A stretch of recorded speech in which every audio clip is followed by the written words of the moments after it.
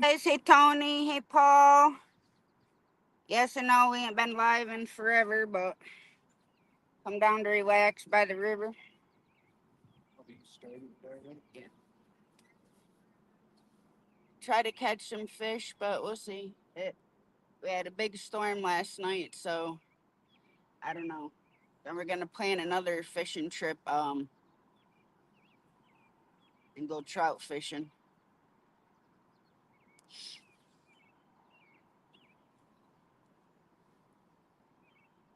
But yeah, we had a bad storm. There's a bunch of tornadoes all over New York. It was freaking crazy out by Buffalo and stuff. We got some wind and rain here. My way home from work last night, I had to drive slow because the car was hydroplaning all over the damn place.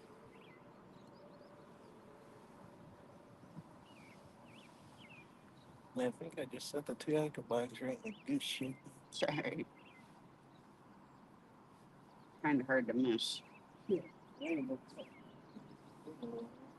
What's up, awesome?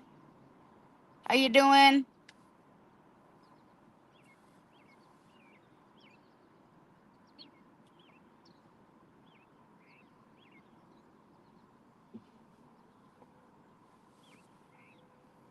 Even though it's overcast, it's pretty hot out.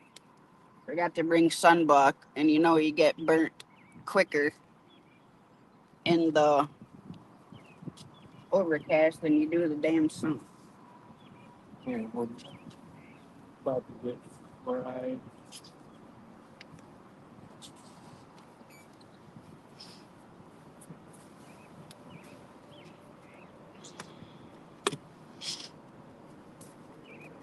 That's good. That's us too. I just been working, so we haven't had time to do any lives. And we've been wanting to go fishing for a while. Just it's been too freaking hot. Too hot. Been busy as hell. And then we're working on our farm and gardening, and then working and stuff. Just and it makes it hard with my sleeping disorder too because I can't stay the hell awake unless I take a pill. So that drives me nuts. Sit there. My luck, I'd be sitting there doing a live and I'd fall asleep.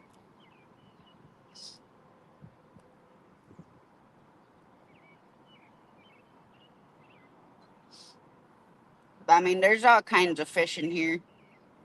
Just not like where Tony fishes, where he catches all them cool fish. Hey guys, how you doing? But there's sturgeon in here, but you ain't gonna reel one of them in. Uh, there's carp, bass, walleye, northern pike, and then them little freaking mud puppy, nasty little water lizards.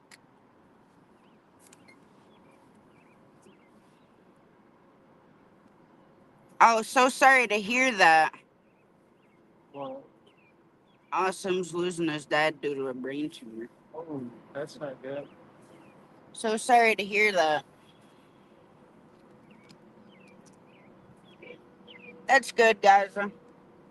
My dad gave me this little shade tent, but I had to tie the front of the flap up a little bit because it kept drooping down in the front of the camera. And at first, I had it on the rear camera, but then I'm like, well, that's not gonna work because I can't see chat.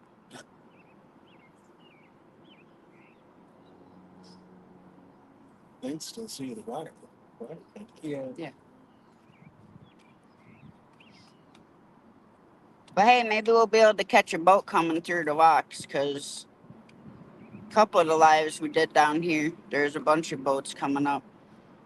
Um, Last year, the one guy came all the way from South Carolina, all the way up the coast, and then you come in the Hudson River down in the city, and then you just follow that up into the Mohawk, which is where we're fishing now. And then you can take this all the way up to I don't know what the hell is the damn place.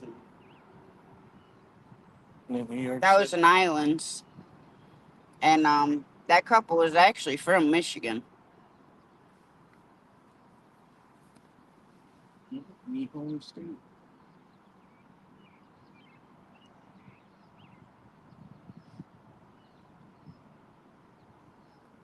But yeah, uh, last week and the first part of this week, it was just in the 90s, humid. You couldn't even breathe when you went outside. It was just nasty. Our air conditioner couldn't even keep up with it. The dang thing was sweating so much water.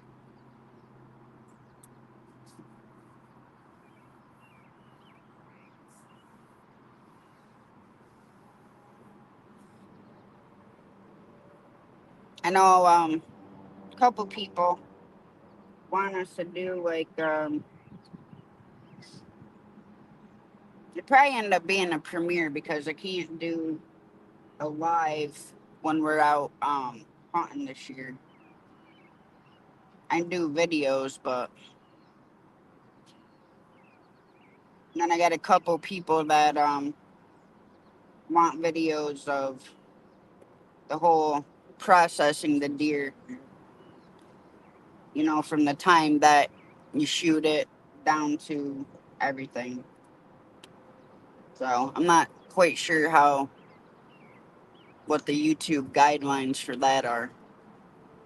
I think we can show them cutting it up and processing it, but can't show the actual shooting of the deer and gutting it and whatnot. But everything else, I I think don't know if you put it for educational purposes only. Well, if we put it for I'd education, have to ask. Rich. I think if we put it as educational only, we might be able to get away with it. But that's a touchy subject. I should have wore a freaking sleeveless T-shirt. But that's all right. Yeah, I don't think you want to cut that one. If I have to, I will. I got a knife in the tackle box.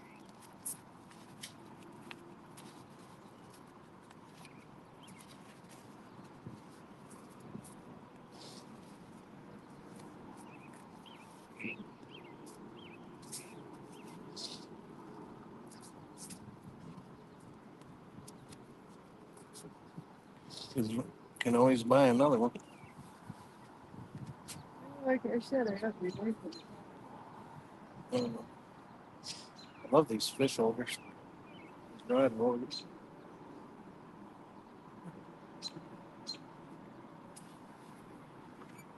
One thing I forgot was my rag.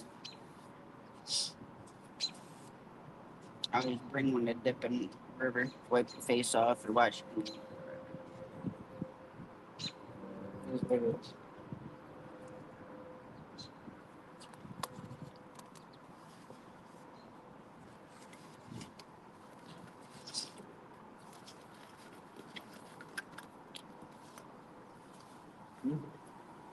Like Tony, yeah.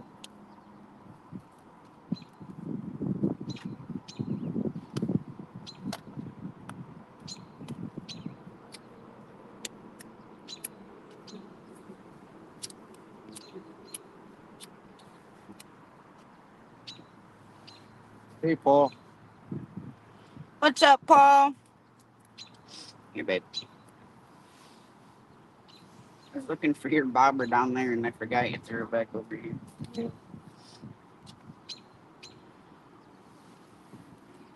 How you doing, Paul? Go to step in front of the camera. Paul ain't gonna be able to miss me with this bright ass shirt on. Right?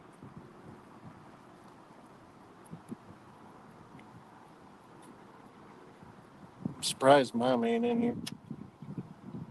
Okay. No, Mom's peeved right now. Huh? She took her vacuum apart, Uh-huh. and you should have seen the amount of stuff that she pulled up. It's like a pile like this much. stuff. Like dog hair.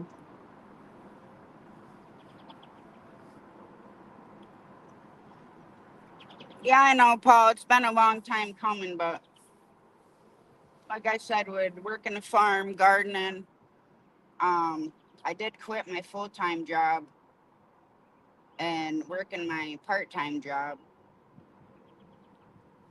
But a lot of people, there's a couple people injured.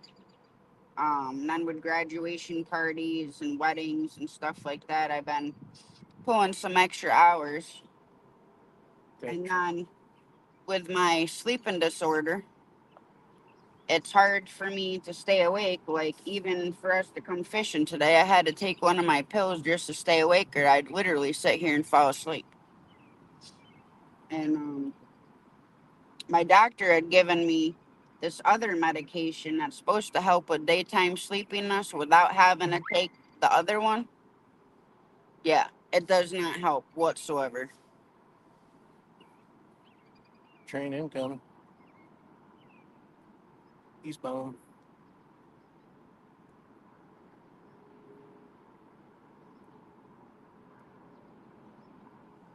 If it gets quiet, I gotta mute it because when the trains come through here, it is really freaking loud. So be forewarned, because there is one coming.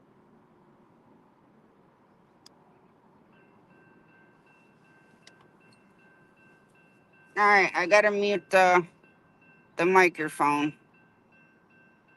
but Jonathan can chat and chat. Because when the train tracks are so close here to blow your guys' eardrums out, so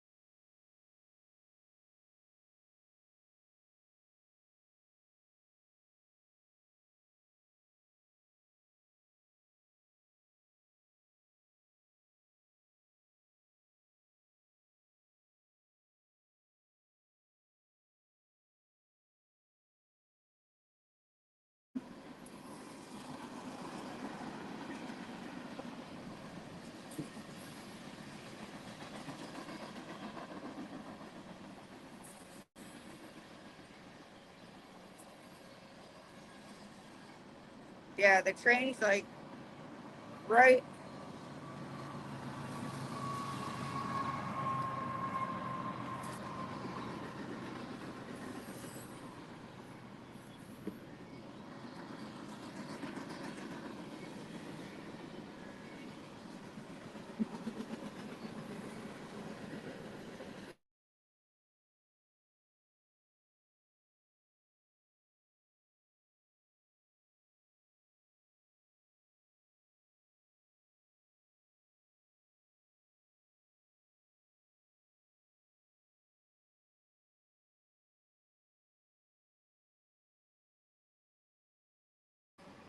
Yeah, so do we. It just gets super loud because they're literally like 100 foot behind us.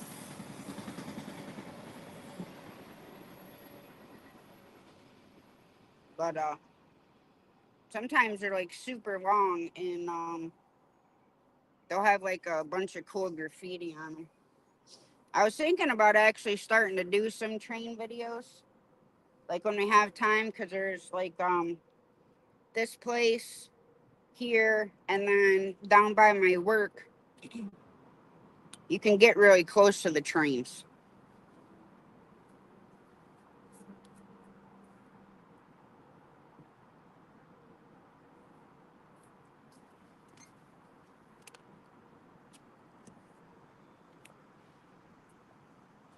So yeah, I was thinking about starting to do some train videos because I know they get really good views on YouTube and stuff.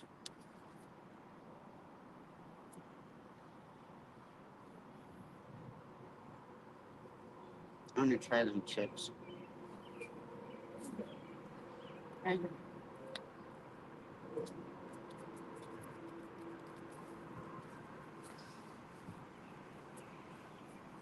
What's up, Tony?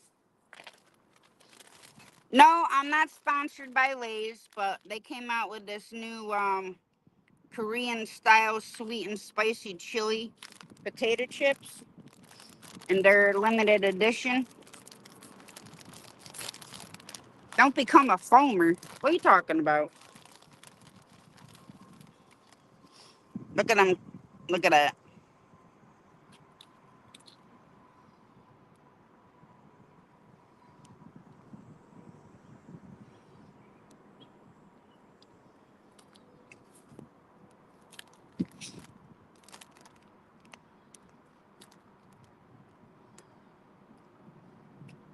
Well, those are really good. They taste like the.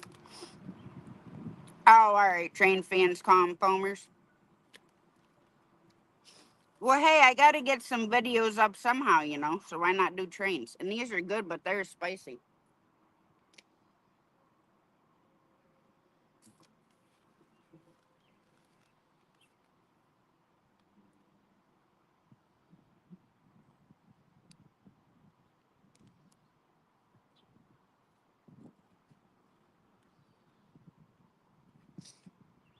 But yeah, yesterday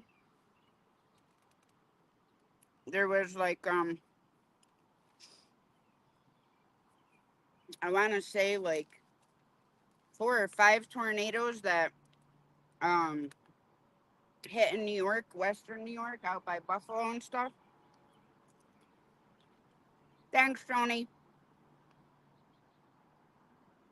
And some of them were pretty bad. Like normally we'll get like an F1, sometimes F2, but normally they don't do that much damage unless we get the remnants of one of the hurricanes coming up.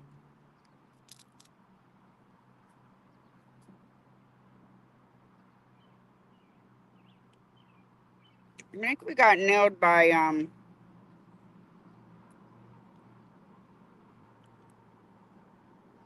Katrina and Irene, I think. And that did some devastating damage.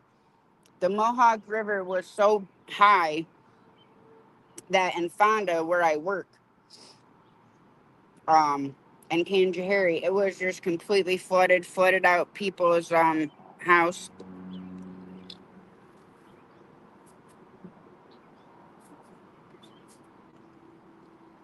Whatever bites, if anything, Tony, because like I said, it's not like fishing where you are. You could sit here for 5 hours and not have a bite. And we just got all that rain, so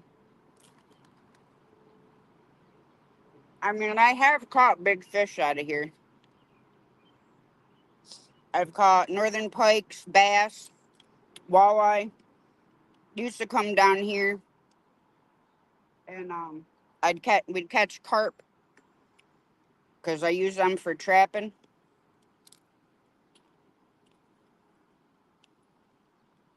But next fishing live I do, we're gonna go trout fishing. There is also big sturgeon in here.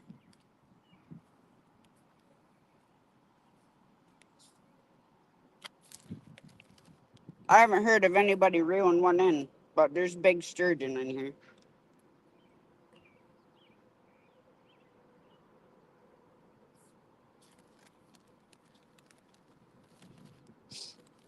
You can always tell when you hook one, because it'll be having your pole bent over, it'll be coming in, and then all of a sudden it just stops, like freaking reeling in freaking 1,000-pound log.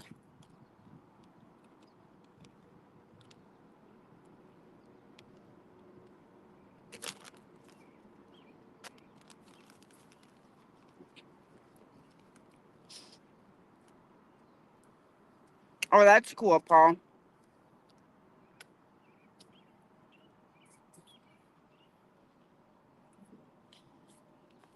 Them are really good taste, so they got a little bit of bite. But they taste like the Korean short ribs.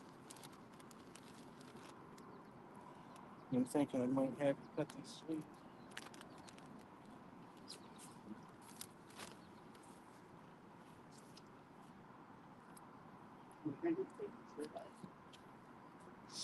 And I'll hold the shirt and you can cut the sheets.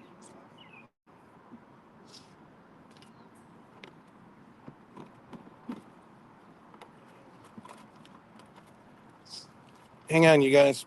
I'm going to cut these sleeves off. It's too freaking hot. I'm not sure which one of my niece's shirt.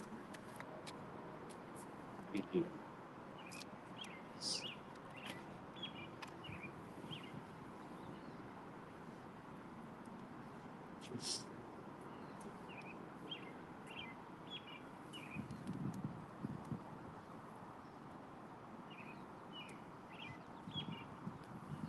I'll let you.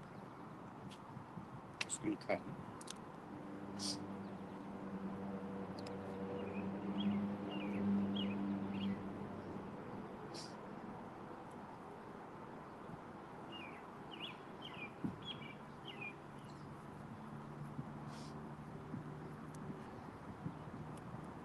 It's not.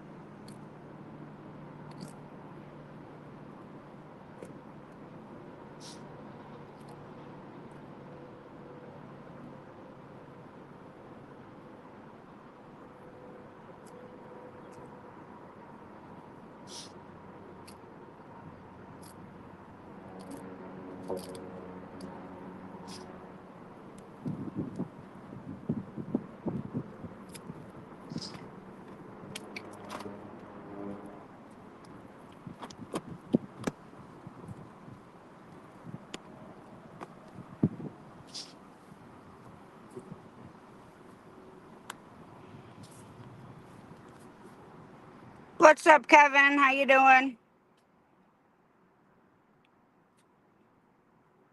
Fuck it, that's all right like that. I don't care.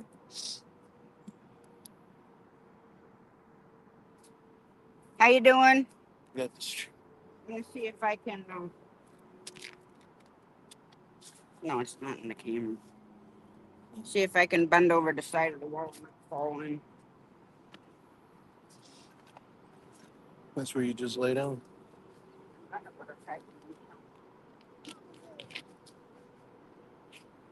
She going for a swim.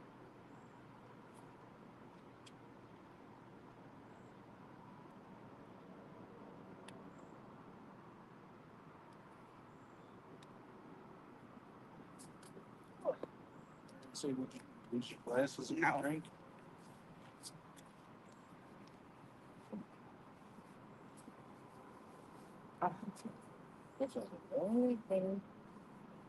But decided to just cut. Out. Train. Here we go at another train.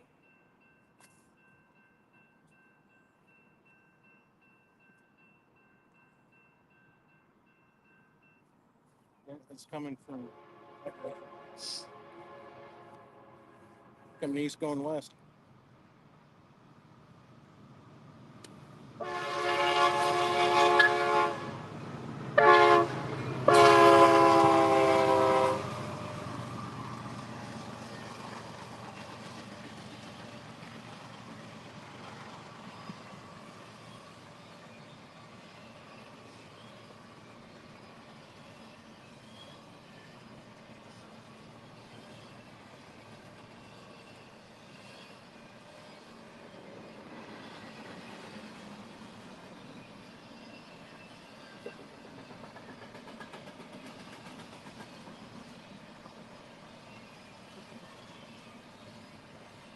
Okay.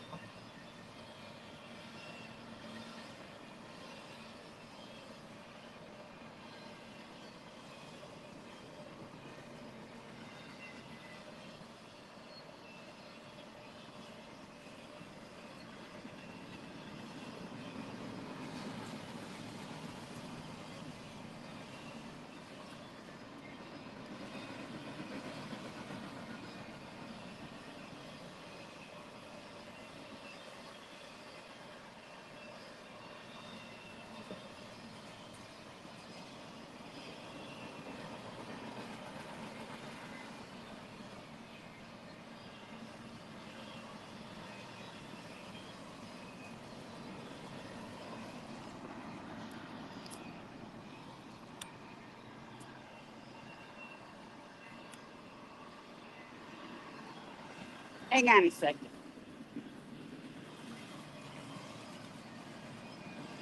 This is this is how close this train is.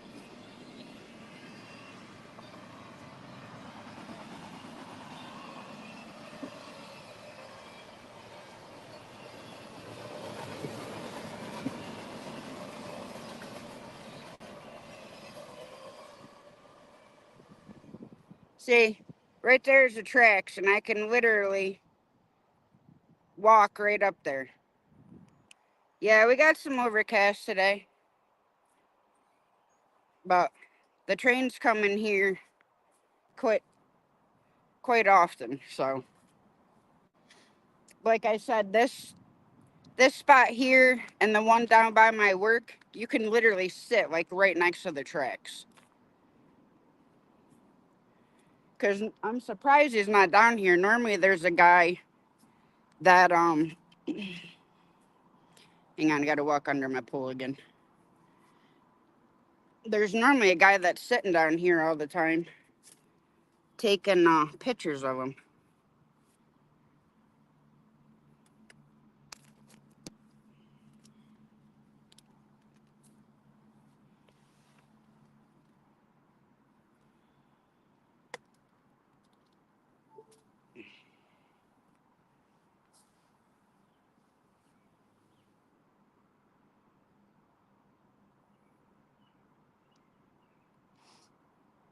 Yeah, I'd like to be at 15K. That would be nice.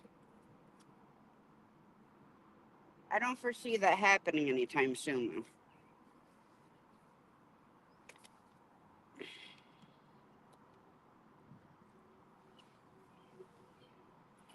I'd have to do some pretty top of the line freaking lives to get that many subscribers.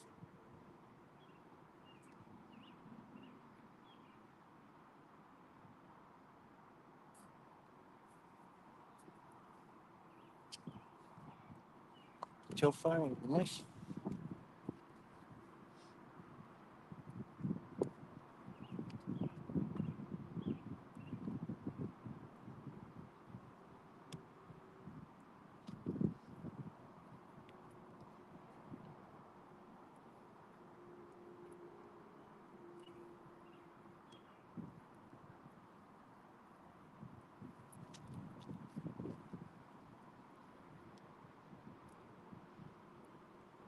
But yeah, definitely gonna have to go to Basswood Pond.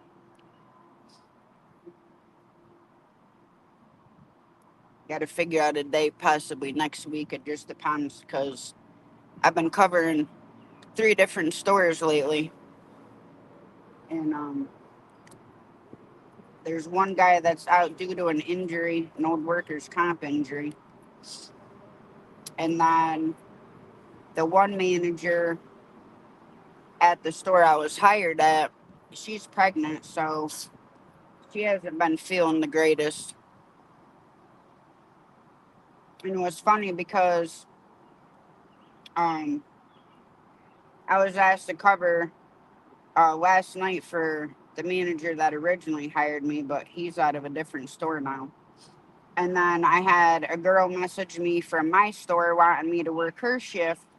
And then um, the other manager that's pregnant, she wanted me to take her closing shift because she's been sick, I'm assuming with morning sickness. And it's like when you tell one store yes, then they all message you.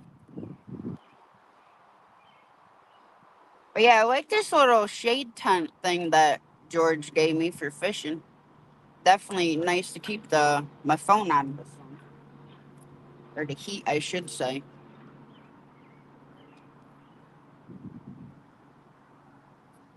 Because with the sun and then you know how StreamYard heats your phone up.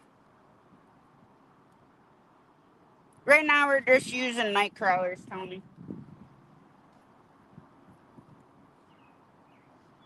I want to go down to Schoharie Creek. I have this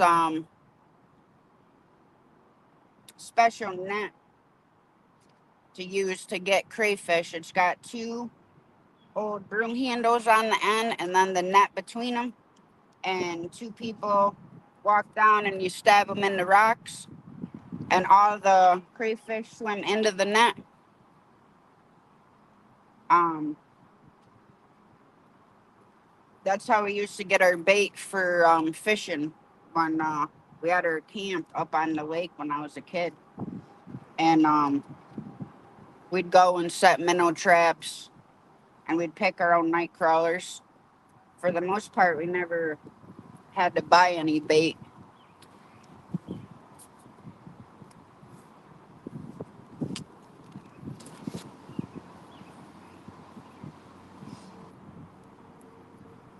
Are you gonna walk down that way?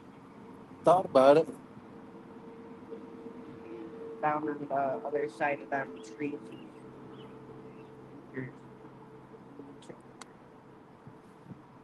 I didn't bring the extra lighter though.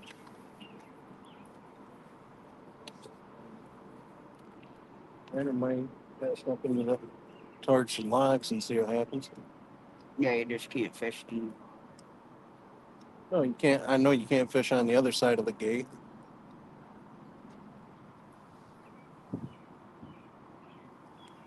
I mean, I wouldn't mind catching a frickin' northern pike. That would be nice. I'm catching some. Uh, our son, he put a bunch of trout in the freezer. Nice sized trout. Of course, the wind's picking up now. Hi, Amanda. How you doing? Tony, the water right here at the wall is 95 feet deep.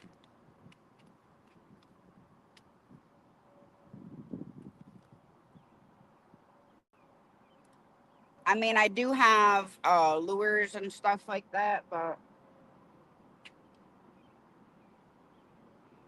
I typically don't use them very much here. It's normally just night crawlers.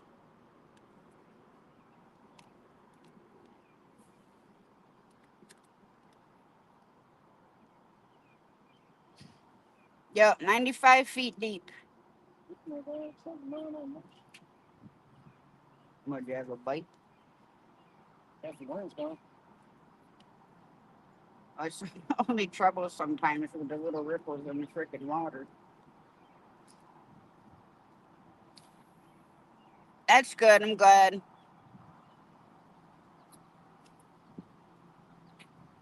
But yeah, back when I was a kid, I mean, we'd catch carp all the time, and We used to use a bunch of hang on, I gotta. There we go. Uh,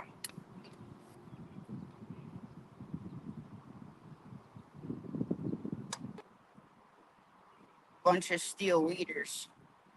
Because at the time when we used to come carp fishing, the water would be way down the wall here, and Dad had a net that had 30-foot pole, and we'd have to use that to yank them up over the. I don't know, Tony. I ain't checked it yet.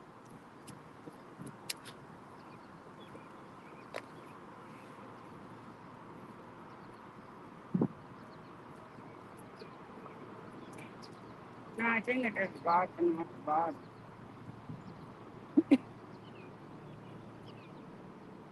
But yeah, last year I just reeled the dang thing in. And that's when I caught that northern tiger muskie. Oh, you sucked all your. Yeah, I tried to snag him because I seen him moving. I yanked and he's gone.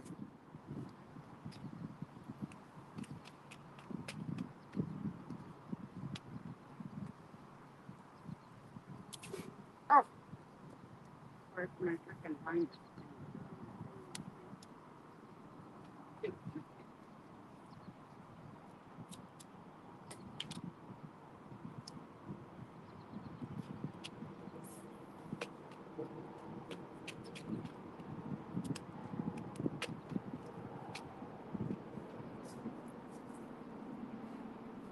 No, what Jonathan did for me.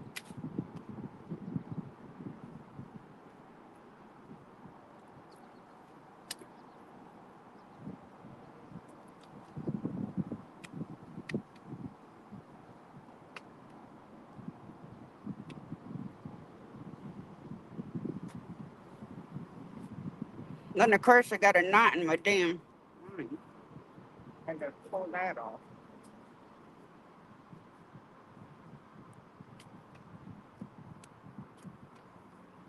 I'm about to make whatever my bitch.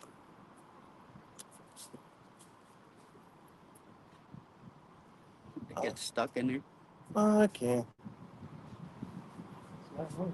But yeah, these fish poles I got down at Bass Pro Shop, and I think I had them put 20-pound test on.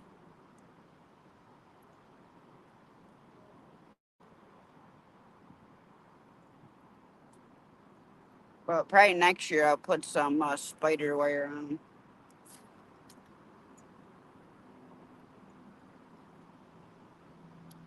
Maybe I'll twist it at the bottom or the tip. I mean.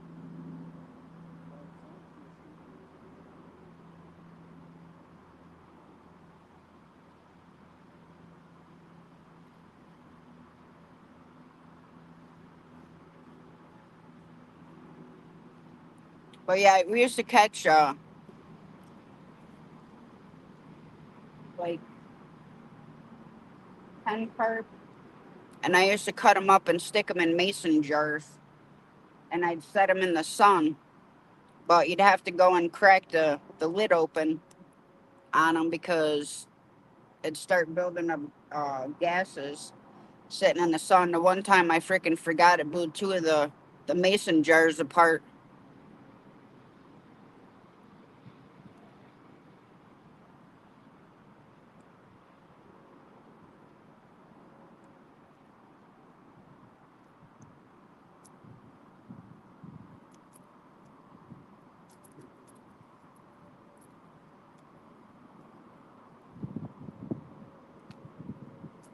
Let's try this again now that I made myself.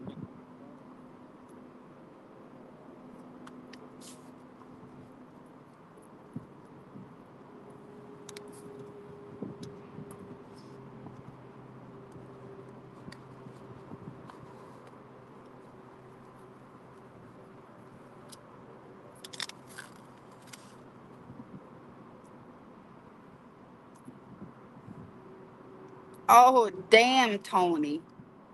That freaking sucks.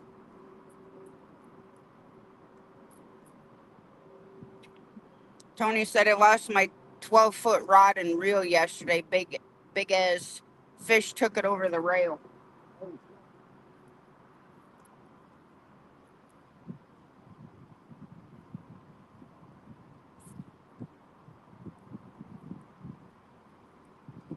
Yeah, that happened to my son. We were fishing up on Mason Lake. It was Ronnie and I and Jamie,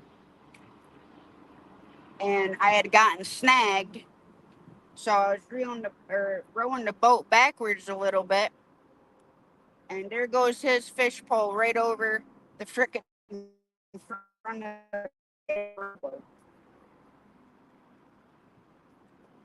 We had gotten so burnt that day. Oh wow. Well, our chairs have fish holders, so it's got the rubber part that goes on the front part. So if you get a bite, it'll slide up as far as the reel, but they're not gonna pull it in.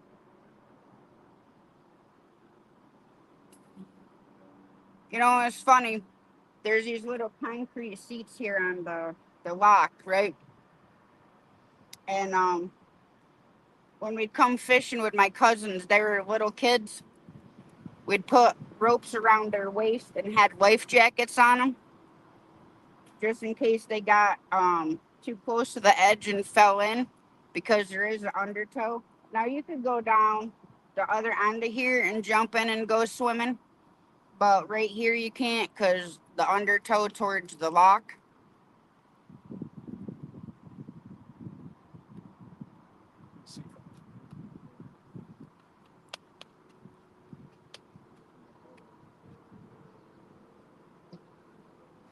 But yeah, it was funny.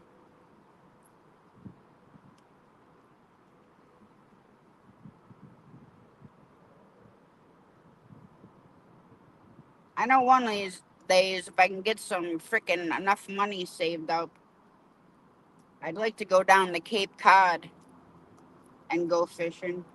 Now, I don't eat salmon cooked anyways. I'll eat it raw. But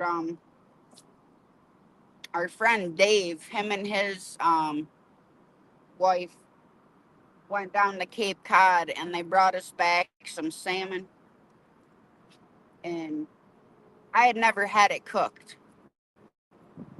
So I went and bought everything, made sure that I had everything for the recipe and stuff like that, and cooked it up. Oh my god, I could not freaking eat it.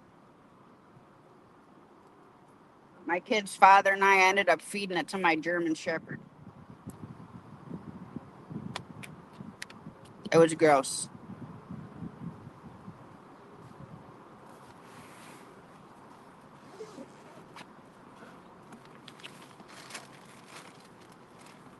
On the soda.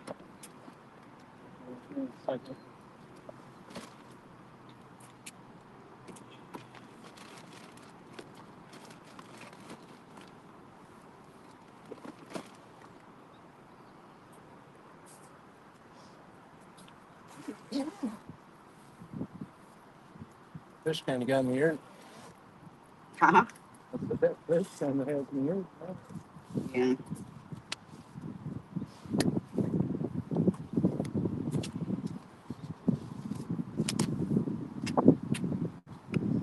Yeah, I'd like to go down to Bass Pro and get a couple more fishing poles.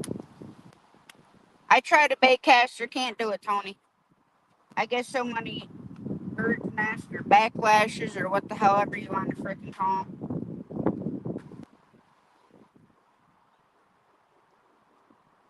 I almost threw my pole and the reel in the damn uh, river the one day.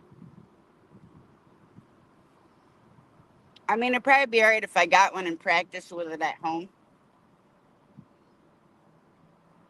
to get used to it, but I'm so used to using the open face or uh, the Zebco closed face.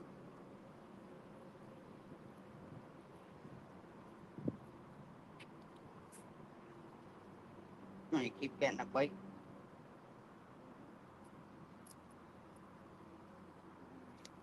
I can tell.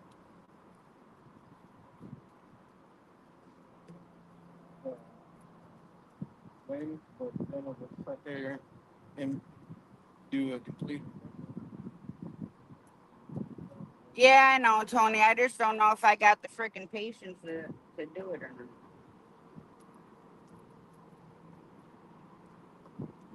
Like when I go trout fishing, when we go up north and I fish the creeks, I always use the closed face Zebco because there isn't a lot of room there to cast, so you kind of just have to let the line out and flick it a little bit, and it's easier with the push button than it is the open face. Video face.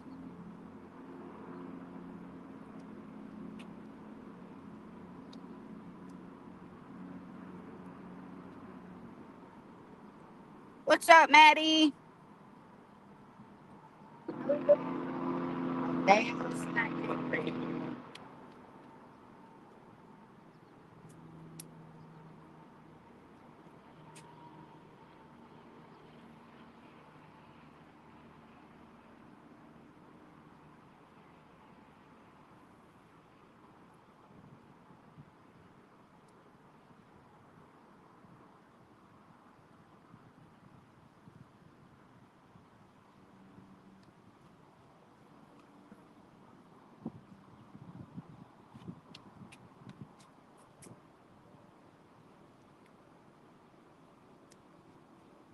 Oh, that's cool, Amanda.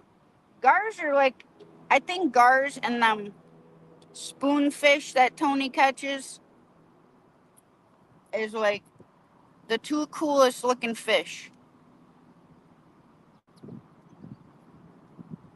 As far as I know, we don't have gars. Well, Jonathan keeps getting a bite. He's already stole his worm. He's fishing off the top. I got a sinker on.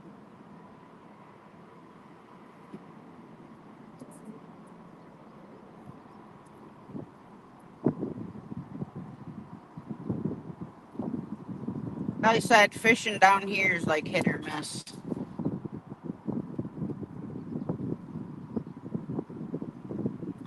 But I have caught big black bass out here. Smallmouth normally. Putting up the sinker on there, go a little bit lower.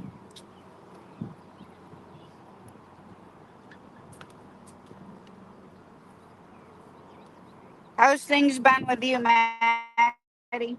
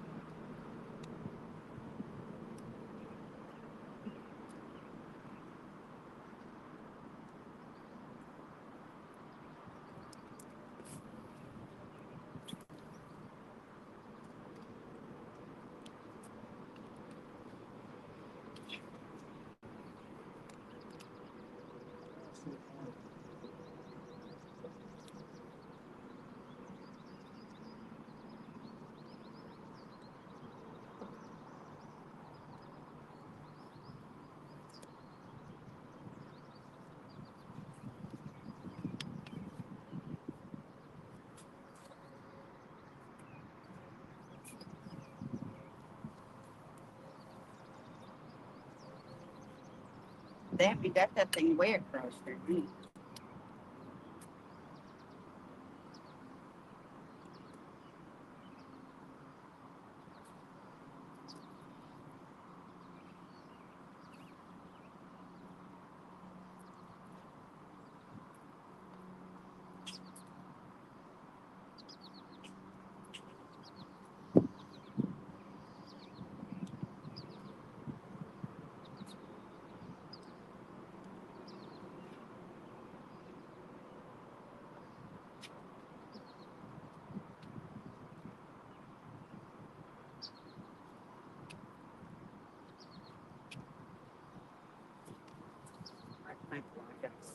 I'll be right back, guys.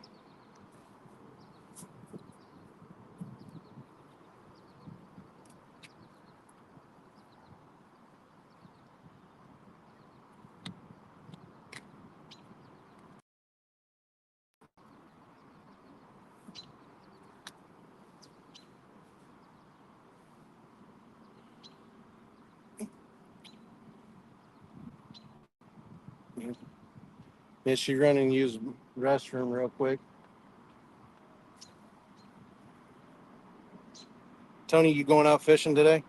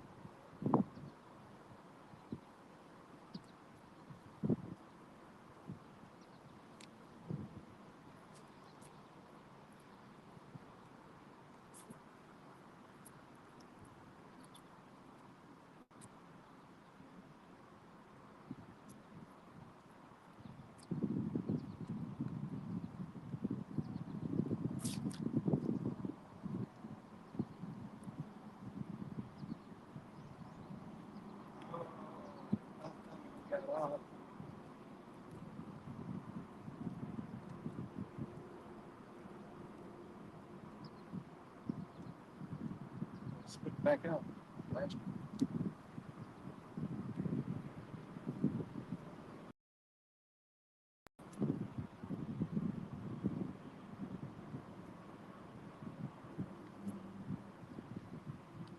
Pulled too early. Had one, snagged him, and he spit it.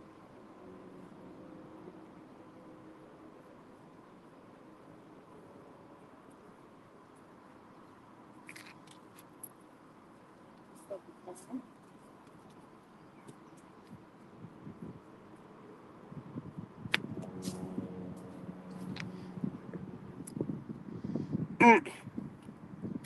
Tony's like, I saw that. Yeah. Tell him I flipped the latch. I don't know what went on with it, Tony. I'm using.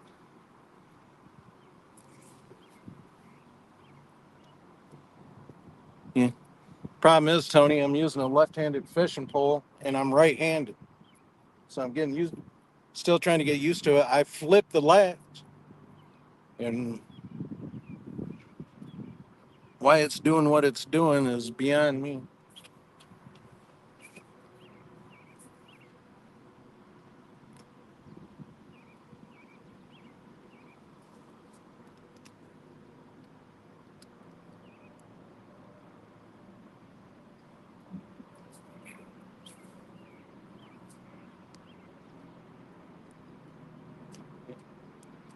Don't tell anybody, Tony.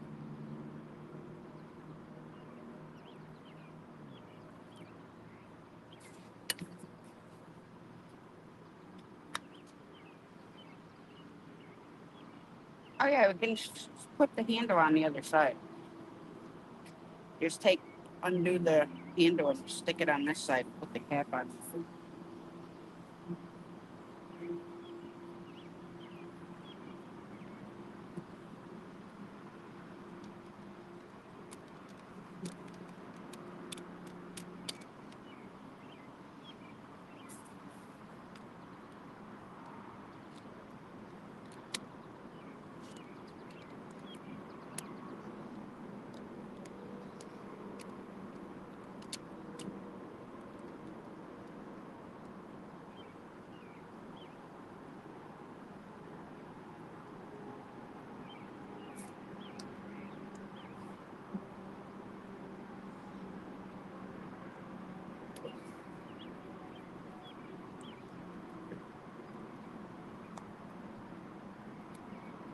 Did you stick yours on the back of the arm? Hmm? Huh?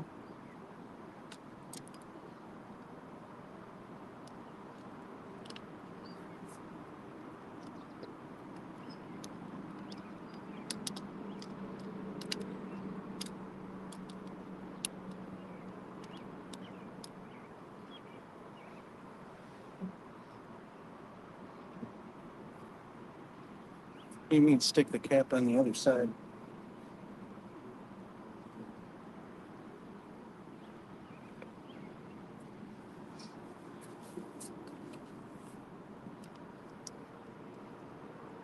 This part?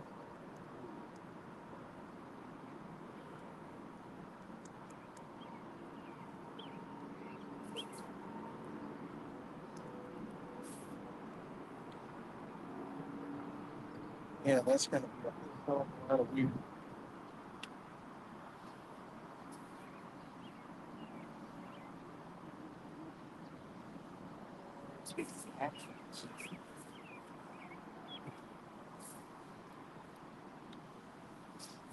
I don't. They need to cut that out. Huh? That's all right. Paper on the other side.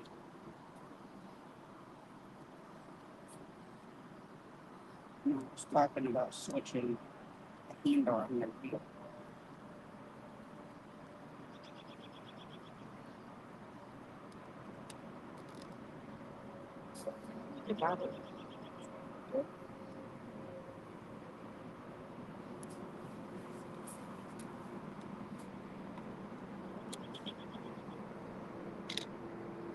What's up, Elliot?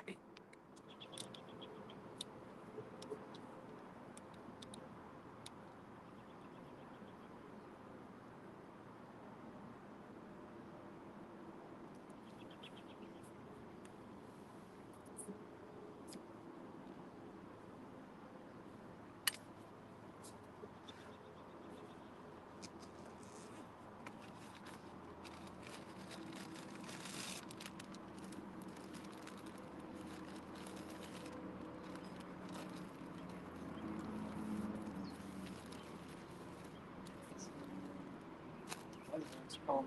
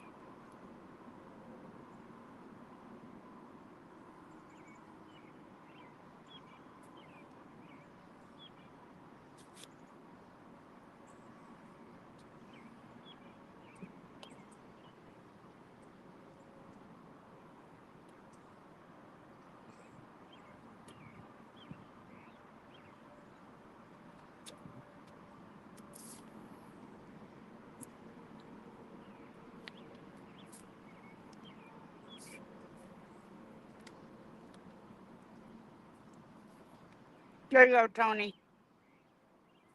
Sub from my work.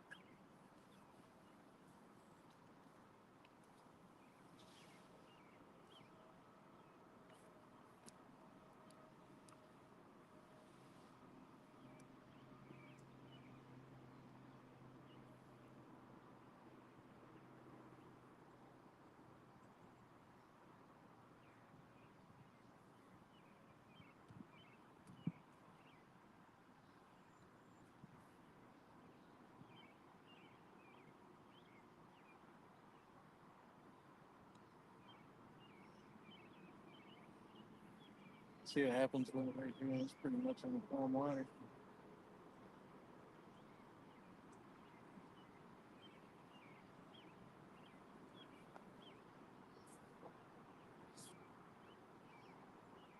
I don't even try to shut the hook unless it's up and take it out.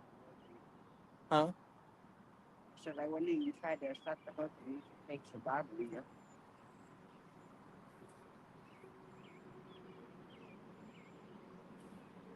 Your wrap. Huh? On your wrap. Sure.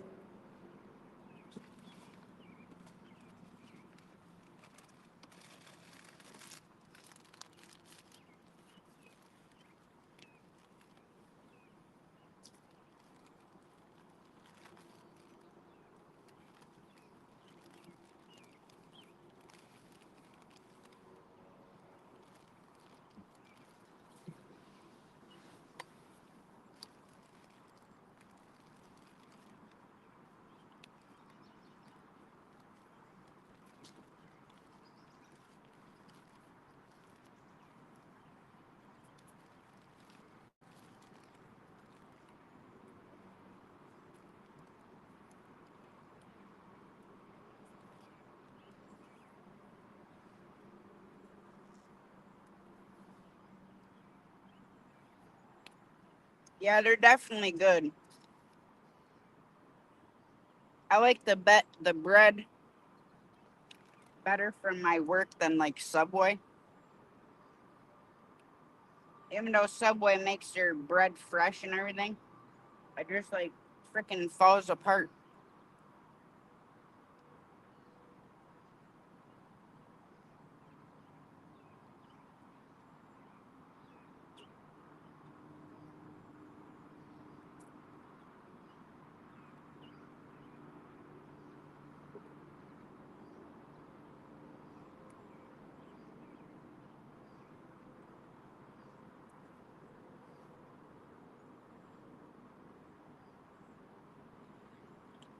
It is. I got roast beef, American cheese, lettuce, onion, and banana peppers, and a little bit of the sub dressing.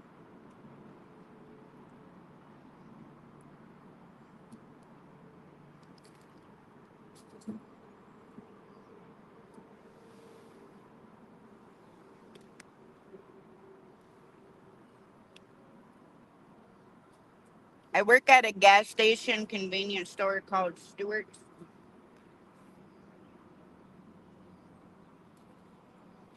Stewart's is known for their milk,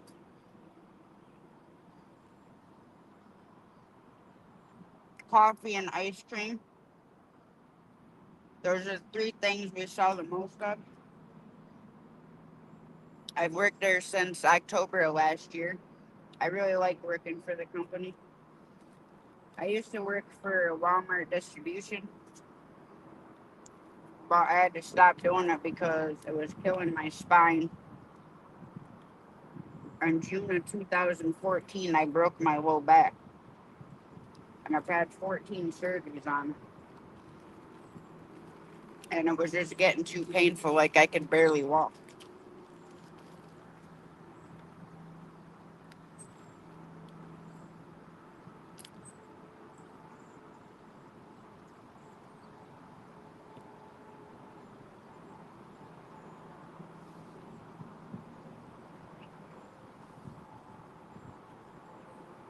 Because I was working 7 days a week between the DC and the gas station. It just was way too much.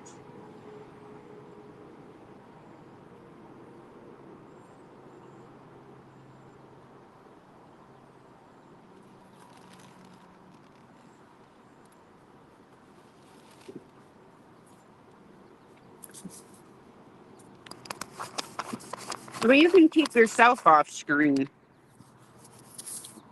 What? Hang on a second.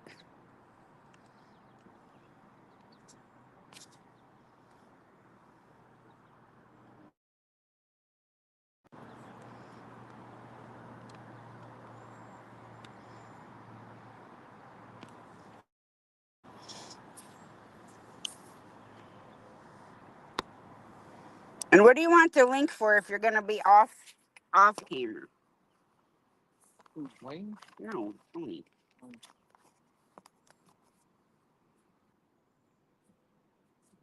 Wayne.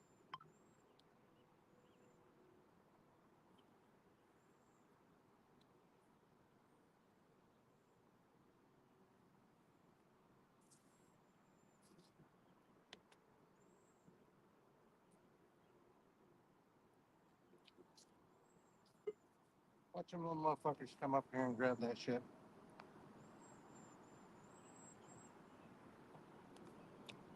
And why don't you want on stage?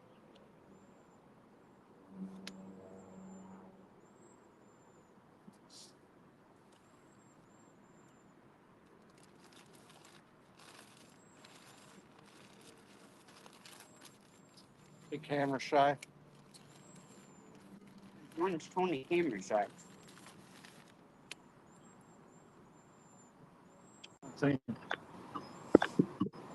The hell you Right, doing? What don't you want up here for? huh? I said, why don't you want on camera or whatever? Well, I just figured, you know, you can see the whole fishing scene, but it's all good. It's all good. Oh, you mean make myself bigger? You mean? Yeah. You know, I can talk to you still. You know what I mean? Talk to you guys still. All right, there we go. Yeah.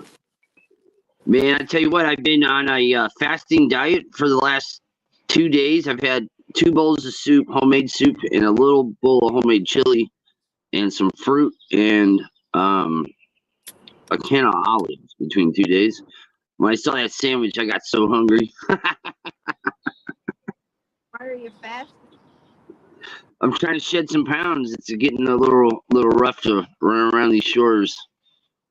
Oh, Heard that. Yeah. So I figured if I kickstart uh getting, you know, trying to basically starve myself, it'll kickstart the body a little faster than what. I just hope it just starts faster.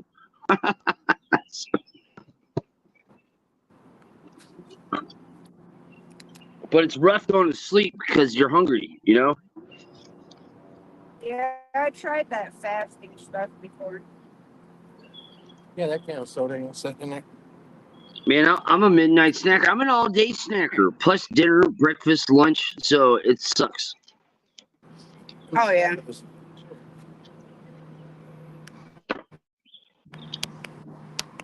And I've been kind of irritated. So, so it's kind of double-edged sword. That's my middle name. Tony's irritated. Yeah. Yeah. You should have seen Jonathan and I the other day Oh, we were both fucked. because Monday I worked 2:30 p.m. to 8 p.m. at the one store, Coming up the lights. and then I worked my store 10 p.m. to 6 a.m. Tuesday, and then I had a doctor's appointment Tuesday morning, and yeah, we couldn't stand each other. We couldn't even stand our damn selves. It happens. It definitely happens. Especially those late night hours, early morning hours stuff, man, it can get to you quick. Oh yeah. Oh yeah. We were both laughing like a couple of retards without our helmets and drool cups and shit. Right. Yeah, there's a boat gonna be coming up through the lock. Sweet. So Yeah, they're I fully walk over. functional locks. Fully functional locks still, huh? Yep. Yeah, that's where we're at. It's down at the locks. That's where I would be. Yeah. We're at the same we're at the locks where my mother and father-in-law and Jamie were at when I was still in Michigan. And Oh, definitely, yeah, yeah. definitely pretty cool. I said there's a decent sized fishing boat coming up. Are you at And the? It looks like you're at the high. Are you the high side of the lock or the low side? Looks like you're on the high side. The high side. Hang on. Yeah.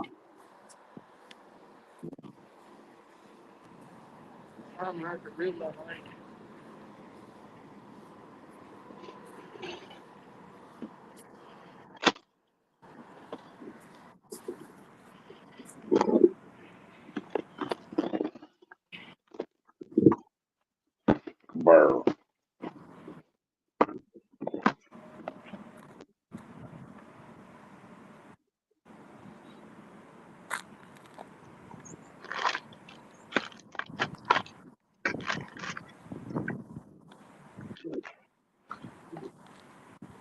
I'll show you where the measurement is for the lock, for the wall. Right there, 95 feet deep.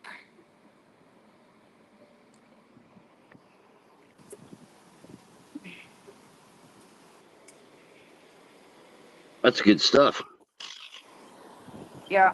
And then You don't like fish. You don't like fishing the bottom. yeah, I'm fishing the bottom. Jonathan's fishing the top, but right now they open that door down there. And then once they get in here, they got the water coming in already. Yeah, And then once that door shuts down there, it's gonna bring them all the way up here. that's how a lock works. Yep.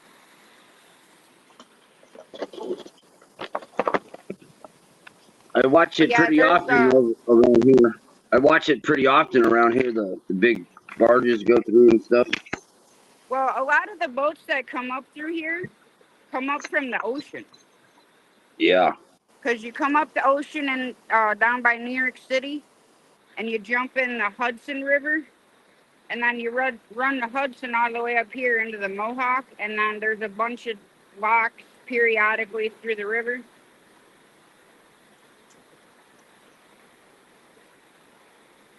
it's pretty cool. If you got a nice, decent, reliable, fairly large boat, you can do that kind of stuff, you know. But I tell you what, I'm not financially stable to do stuff like that. But I sure would like to. Yeah, I often wonder where the hell they get gas. I don't know if the lock. I don't think the locks have gas, but there's got to be places somewhere along the river that have spots where they can fill their boat up and stuff. Oh yeah, there's I mean, spots I know along the like way. these ones have like big tanks, but still. Yeah, no, there's spots along the way. I know this one. I don't see any fuel area for it. I But see, usually now she don't. got to get over there on that. Most of the lots I've seen, they don't have fueling stations. The ones I've seen. Yeah, I'm not sure. Hang on, I'm just gonna tip it down because she's standing there on the front, and I don't want to get her. What do you mean? I want to see some boobs. There's no boobs, Tony. Damn it! Then forget it. Now they're closing that back gate.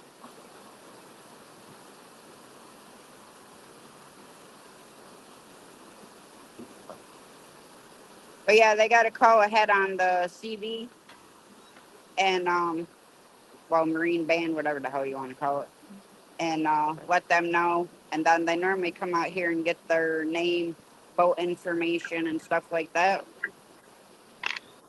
But once that gate's closed, they close the gate, they'll fill this. it is going right now. Yeah, it's all free too, because it's public water. It's public navigation. You know what I mean? The freedom of being able to I travel got on raised water. up for the 95 foot. Yeah, they'll raise it all the way up. because they have to raise it up to go out so the water is the same height on that side. Oh, glad I walked down there. Yeah, filling her out.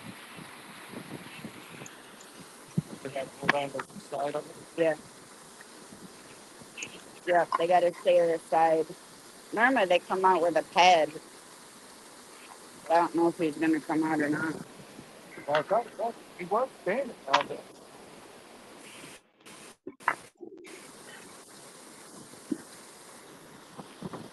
We're looking at this end down there too. Huh? We're looking at this end down there too. He walks down here and opens it. But normally they come down, they'll walk across and he'll get their instrument.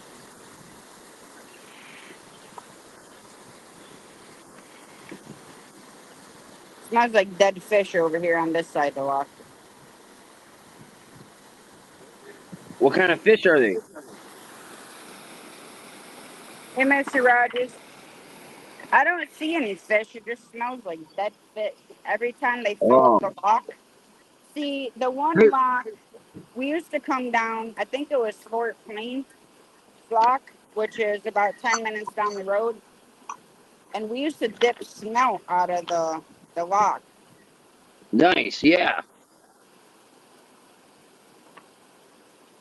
What's up, Mr. Rogers? This is Anthony J. all day.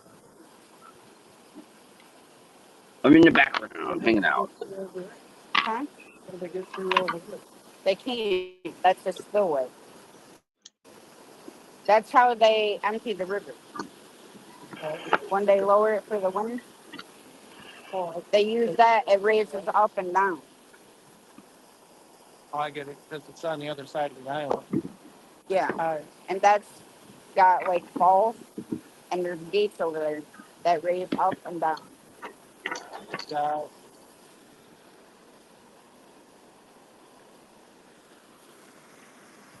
Now she's going to open this side. to fill faster. You guys got eyes on your rods? Oh, we had to reel them in. When they come up through No. the lock, you can't have your poles out. Don't hang out with your wing out with the locks. See, you can freaking walk across here and fish right over there, too, on that point. Nice. Yeah, the But locks over yeah, here, you across can't. the You're not way, allowed to cross them. You can't cross across the the locks way over over here. there, there is a gate. And in the wintertime, they lower the river um, because we get a bunch of ice coming through. So to prevent flooding, they lower this river way down. Yeah, Underneath our feet. Yeah, I know. that'd be pretty cool to see all when it's open and there's ice flowing through it and stuff. That'd be pretty cool to see, Tasha. Yeah, I don't know if they have the lock open during the winter or if it's closed. I don't remember. But like this time of year, you can walk across this platform and go over where the gate is, where they lower it and raise it, and that's how they empty the river. But you see that's filling up pretty quick. It's halfway up that ladder now over there. Yeah, And it's of all course gravity fed. the big arm that comes across there.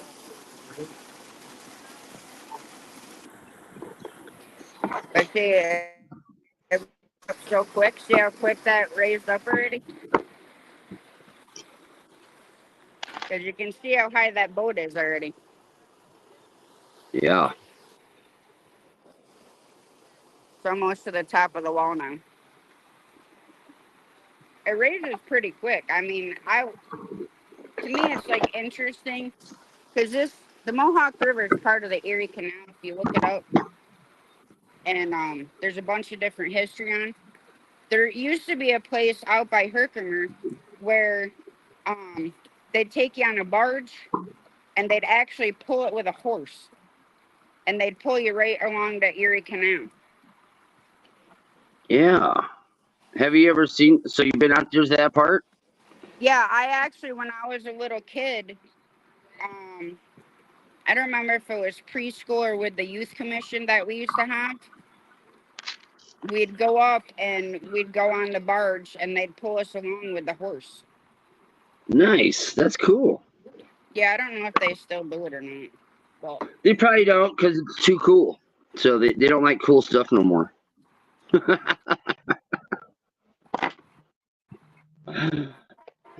oh, here comes another train.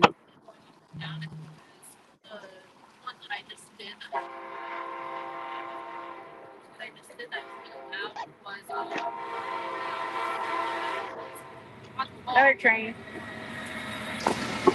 One track this time. Tosh, if you want to boost up your hours again and stuff like that, start using. Huh? If you want to boost up your hours and all of that, start using the YouTube Live. I'll send you some screenshots of the stats and Oh, hours and stuff I get from them. You'll be kind of like, oh wow, it will not take long. Of course, you got to yeah. have Well, I want you to got to make talk to sure. you too because I've never done a live on the shorts feed, so we'll have to video chat later. Yeah, yeah, that's what I'm saying. You just let me know whenever you want to talk about it or whatnot. And I'll walk you through it. It's actually it's easier than setting up StreamYard. You know what I mean? So it's pretty easy. Pretty much full.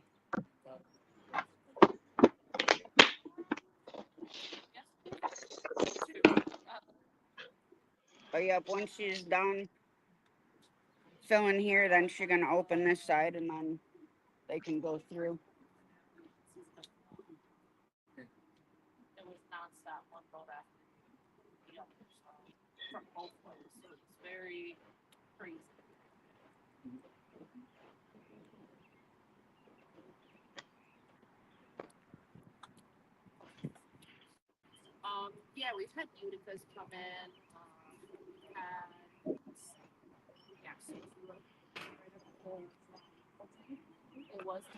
You kind of wax on. Let me know. You keep telling me, but you keep flanking. You tell me, but you keep flanking.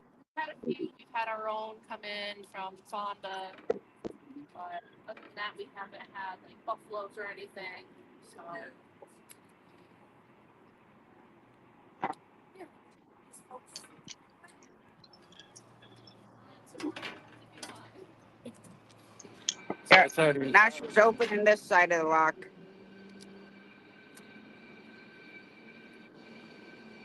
And it'll stay at this height unless somebody comes through the other direction. She'll let it out there.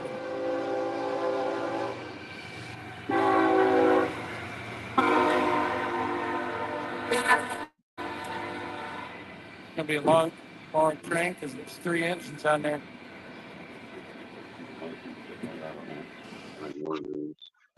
I'll call it busy.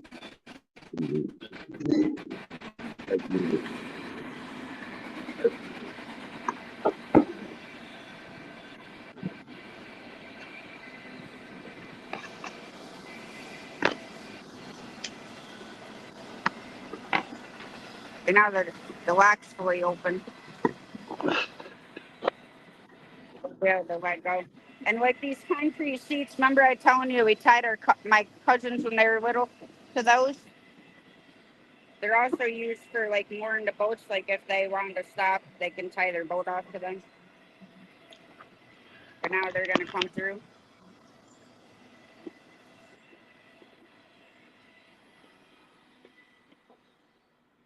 Now I can hear myself think that the train's gone.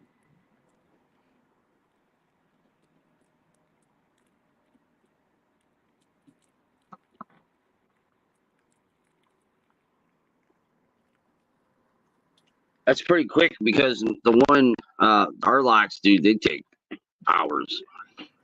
That's a nice freaking boat.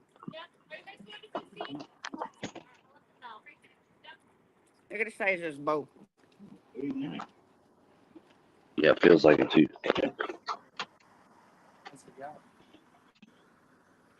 Unleashed, her name is.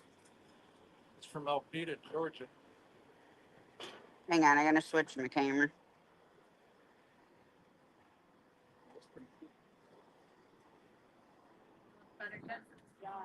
Oh yeah. There we go. I can go back up and go fishing again.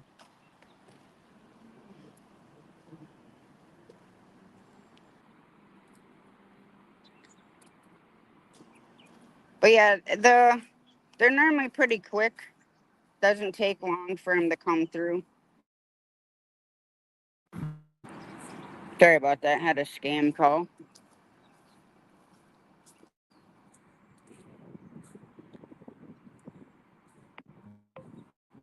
But yeah, once they get through, then they can speed up faster. But coming through here, it's only like 30 miles an hour. Huh?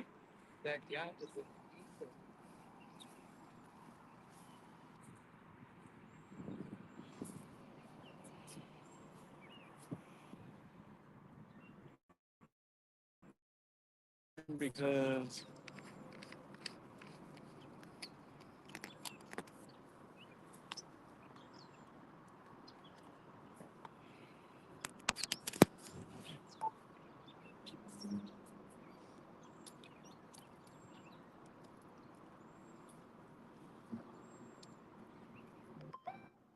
I'm still in it.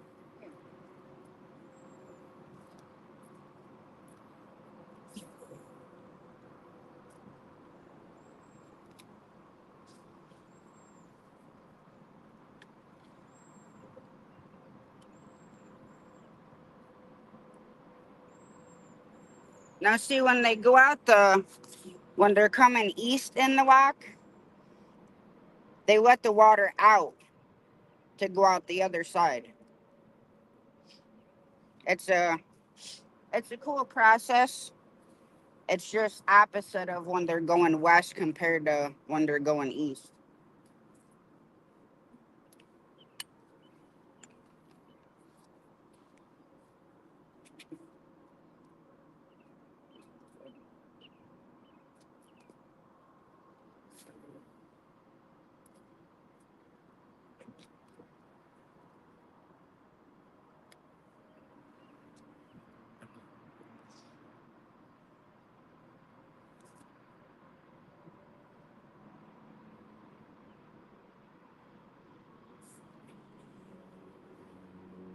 I know for not having any sun today, it's still pretty freaking hot out.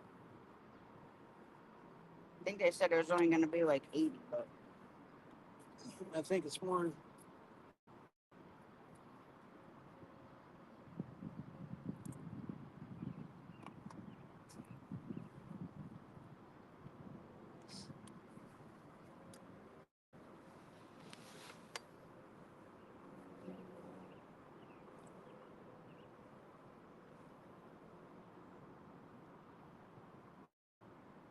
I mean, most of the boats when we come down here and stuff, normally they're all going west.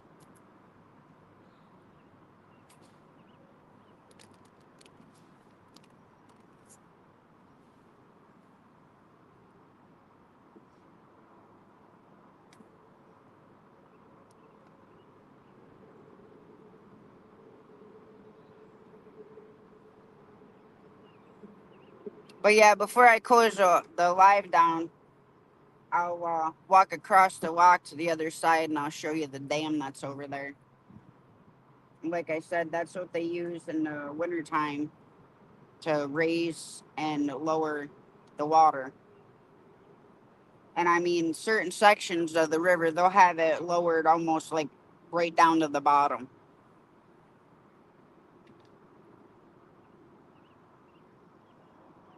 Fish just went out on the phone. Where? Where that would have come.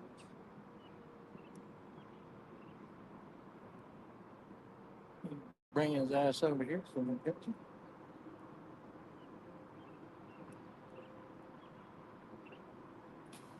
I'm here. I just got the mic muted for a minute. Oh, you're good, Tony. Get a freaking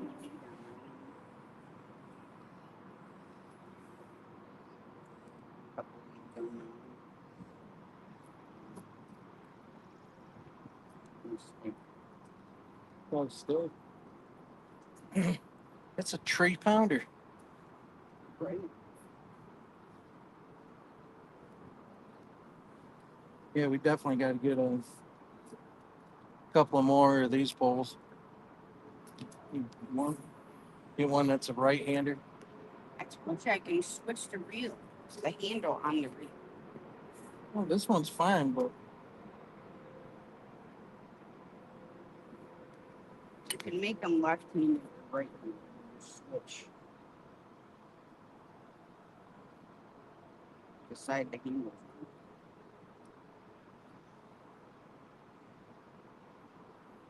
it's all right. I kind of like it left-handed though. I'm used to fishing.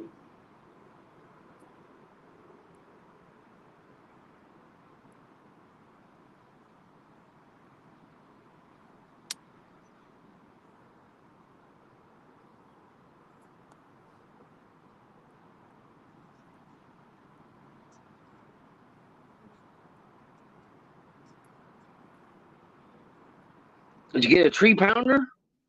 Yeah, she got a tree pounder. Nice. Well, yeah, because when they come through, it kicks up all the sticks and the weeds and all that stuff. Sticks and weeds, sticks and weeds. Hey, Gaza, what's up? Oh, that was before Mr. Rogers.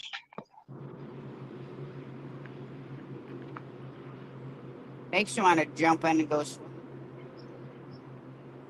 Have to do that when we go home. But have to go way down there. Let me tell you, the eeriest thing, right, was with my kid's father, his one older boy. And we came down, it was him and his girlfriend and me and our friend Marty. And he had jet skis. Well, Marty did not really know how to freaking drive it, so he kept dumping me off, right? So we got next to this buoy. I'm like, you know what? Just leave me here by the damn buoy because I was getting tired of climbing on and off the freaking jet ski like every damn 5 minutes. And that is like the eeriest thing is floating there by a buoy and you can't freaking see a damn thing and there's freaking water moccasins in this river. Oh,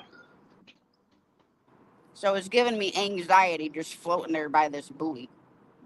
And I was probably there for like a half hour. Well, it carried me one to swim in this fucking river. No water moccasins in it. Forget that. You can still swim in it. Yeah, no, I'm good.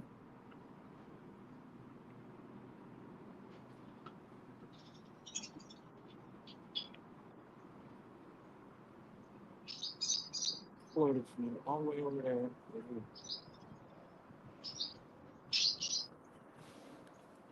My cousin, when we were about 16, we were down, I don't remember if it was the other side of the bridge up here, if it was down to Fort Plain. We killed a snapping turtle.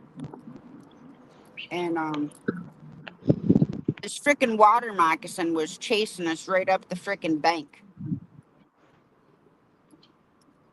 And there's big concrete pieces there. So my dad started throwing them at this freaking snake.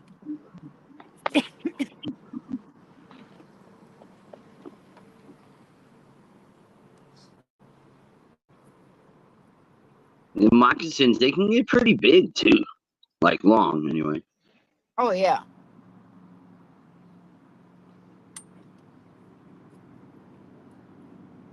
This one probably had to be all of 3-4 feet long.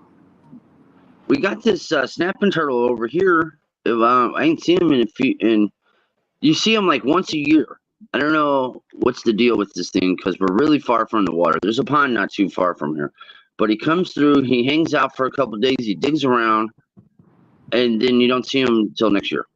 I don't know what's that about yet. Well, I think what they do is they travel and then they lay eggs and then they just leave. I guess so, but I didn't know they. I thought they laid eggs by the water. I guess not. Well, we have painter It's not a turtles tortoise, it's a snapping turtle, you know. in our pond. And they'll go out in the frickin' front yard and dig a nest. And then they disappear. Right, right. But here we have a season on snapping turtles because it's the only turtle you can eat. We have a season on snapping turtles and bullfrogs. Yeah.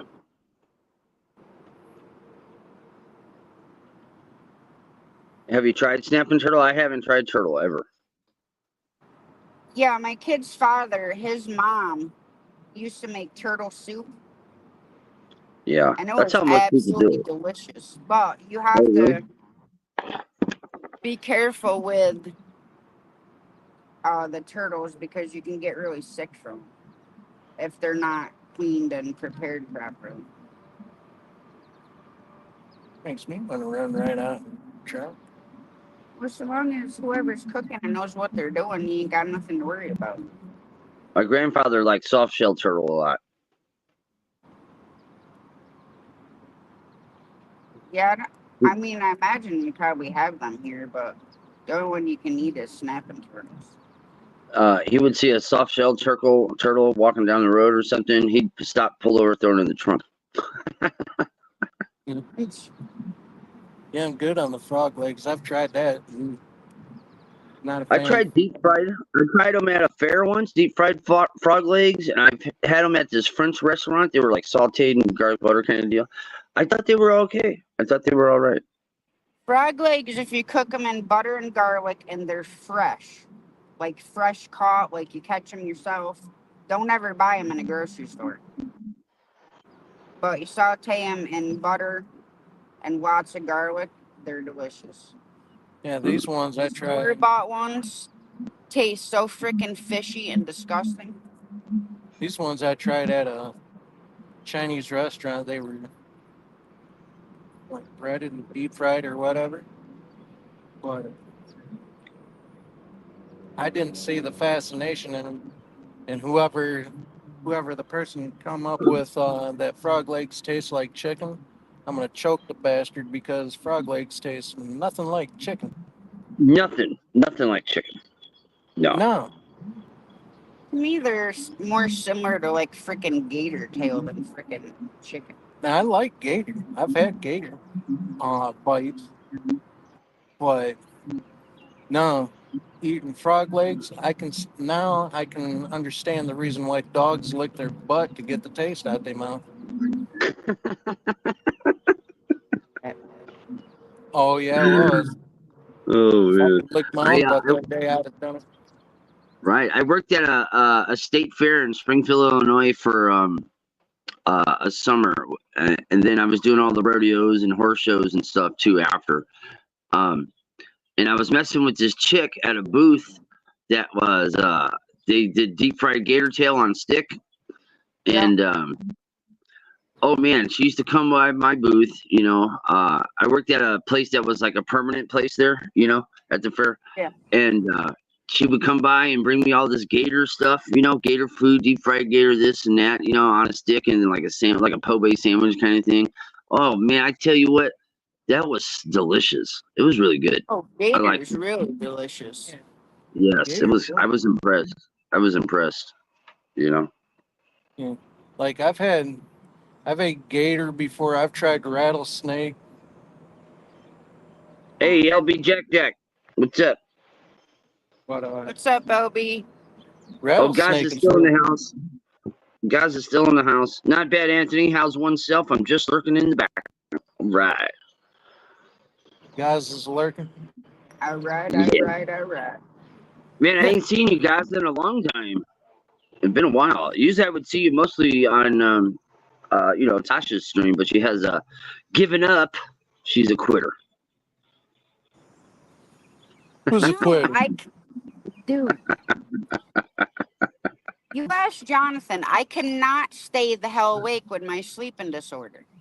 We'll sit there, I'll sit down for 10 minutes on the freaking couch and I'll start falling asleep. It don't matter if I just slept 12 hours in the bed. Yeah. I cannot stay awake. I have to literally take a fucking pill to stay awake. Right. Prime Is it example. getting worse? Yeah. Yeah. Prime example. We were laying in bed last night. She was watching something on her phone, something on YouTube, and I hadn't fallen asleep yet. I was starting to doze off. I'm thinking, damn, she's still watching us? Nope. She's over there sleeping, dropped her phone, and it was still on whatever she was watching on YouTube. She woke up and shut it off. I'm thinking, damn, babe. But yeah, I see my pulmonary doctor for my sleep apnea and my sleeping disorder. Uh, Friday, I think next Friday, and he had given me this new pill called Sunosi, which is supposed to help with daytime sleepiness, but it doesn't. So I have to take this other pill when I work nights, or like I had to take it today, or I'd still be in bed. I literally cannot, and I can't fight it. It's such an intense, tired feeling. It's like somebody slapped you in the face with a shovel. You Yeah. can try to fight it, but I can't stay awake. Yeah, she gets like when it hits her, she'll get headaches and dizzy and whatnot. That But sucks. You that's get headaches and dizzy too. Yeah. A lot of times when it hits her, she'll look at me like I got three heads. but Jonathan, how it's come you're a three-headed man right now? Damn it. Pretty pretty much when she gets like that, I am. Gaza and it says gets I've not been on YouTube maybe half an hour at dinner time at work. I keep popping into NJ's stream, but he's always live when working. Yeah, okay, Gaza. I've been popping on NJ's stream here and there. I haven't. Next time I'll try to catch you. I kind of do the same thing, but I've been fishing a lot too. Just like maybe I should be over 4,000 hours as of if it ever updates. I should be fully monetized here on the next update on the what the studio. hell is this freaking half monetization horseshit? You know that 3,000 hour stuff? That's when you can get your super chats. You can have members and stuff, but you don't get the ad pay. But once you hit the 4,000 hour mark, you get the ad pay. See, to me, that is such freaking horseshit. It is. It really is. It is. Because I go back and watch videos where my friends or my fam watch the videos and stuff. They say there's commercials before them, and during. But you don't get paid for those until you're, fully monetized. Water's calm as shit. Yeah, my adoptive nephew, the modern native, he just got monetized. Nice. What's his And the name? funny thing is, he's been doing YouTube for like a year or two, Yeah. but he never had the watch hours. He had the subscribers, but not the hours. And I was monetized way before him. Yeah, I'm So I going on got my monetized ninth over a year. month. Yeah, I'm going on my 9th month now. This month would be the 9th month when I started to try to uh, have a channel. You know what I mean? Like I had the YouTube account before, or whatever, but I wasn't posting nothing. You know what I mean? So today would be 9 months, or not today. This month will be 9 months. Well, like with me, my biggest thing is I'm so used to doing lives that I don't even know what the frick hell content to even put out. Like if I did videos or whatever.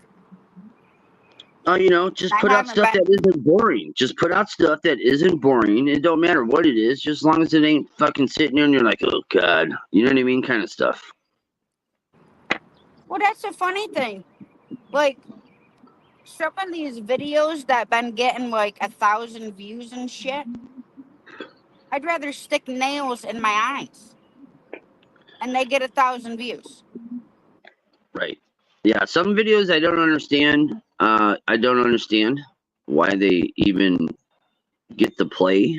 You know what I mean? Because it was like just kind of ridiculous. But are you talking shorts or videos?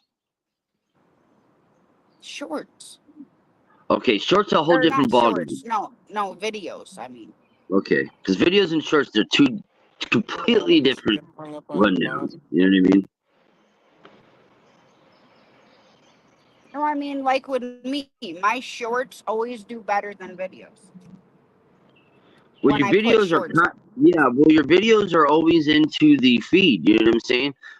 The shorts are always in the shorts feed. You know what I'm saying? Until they're not. You know what I mean? Until they shut it off. But with with videos, generally, uh, people go to your videos that are just subscribed to you. You know, and it don't mean all of them, just a handful, really. That is, in at least my uh, what I've encountered, and uh, people find your videos through searches and keywords. You know, that's why you always want to throw in the hashtag this, hashtag that. It might not. It might sound like it doesn't work, but it does work because when people go to search something, if yours is on it, yours will come up. Come up on their screen for search, whatever. But it don't mean they're gonna watch. They're gonna go click on your video because there's tons of others either. Tons of others to choose. You know what I mean? So you almost I wouldn't say clickbait, but you got to have a really really good popping, kind of fun, interesting. What do you call it? Picture. For the Yeah. video. The cover picture or whatever. I forgot the name of it. The thumbnail. Yeah, the thumbnail. You know what I mean? So you always want to have like I don't say do clickbait style, but clickbait stuff gets the views. It gets people to check it in there. Because I don't get me wrong, I'm a subject to going on to people's ask clickbait because I'm like, oh, that looks really awesome, and then the video's garbage, but the thumbnail was That epic. shit pisses me off, like the prison ones. Right. It'll show this kid like in the orange jumpsuit with freaking shackles and handcuffs and tattoos all over his face. But then there won't Right. even be a kid in the freaking video. It's like, what are Yeah, you doing? they don't even show anybody in handcuffs or in actual prison. It's some dude talking about he's reading off of someone else's live or someone else's video. Something stupid. Yeah, Yeah. it's like Hey, a guys, it green says screen. videos. Gaza says videos should be your main subject that you have an interest in. Exactly, Gaza. Exactly. And if you're interested in a bunch of stuff, you can have all kinds of stuff. That's true. Some proper shit on YouTube, he says. Oh. And then, like some people, they got like their girlfriend like freaking half naked and stuff. And then it's like, okay, why isn't that a freaking violation of freaking community guidelines? It's ridiculous. It's ridiculous. The women, if you got a little bit of booby popping out, you got a chick in bikini, or she's doing what do you call it, a twerking in a thong, or this and that. It's all legit. They don't, take it down or nothing. Whatever. Like when Google took over YouTube, I don't know if you noticed, like on my just regular home feed, right? I would hit the Yeah. home feed, and I'd have all kinds of stuff to choose from, comedy stuff, like That's gotta be. disasters, all kinds You of got stuff. it. But now it's just the stuff that I watch, the stuff that I've watched. That's all that pops up. You know what I mean? Like if I watch a World War II video, like I love that kind of stuff. Boom, the whole thing's World War II crap. To choose from. I have no selection. I have to search for everything now. You know what I mean? Which before it would be just in front of me, and I had all these options to search from. To choose from. And now it's like specified by the subject that I've searched or things that I watch. I don't like the Google takeover algorithm of it. I don't at all. And like if I watch like one chick interview, it shows me all these broads. I'm not saying I don't want to watch them, but it's like all I get. You know what I mean? Yeah. Gaza Gotta stick. says, but if you find some that have YouTube channels don't have the gift of the gab, they just sit there like lemons. Yeah, no, exactly, Gaza. Exactly. Got a tree pounder. Oh, Tree Pounder on the line. Let me look.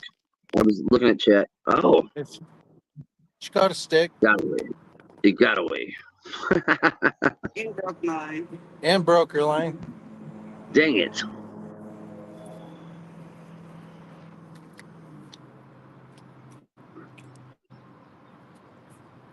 I've only had a couple of hits, and I ain't got not a. Man, I saw that one good hookup he had that came off, man. I saw that pole bin, and I was like, oh, we got it. And then like it popped off. I was like, damn it. Well, the one I went to snag had him and he spit the hook. Ah, dang it. Yeah, I think that's the one I saw because I was like, oh, we got fish on.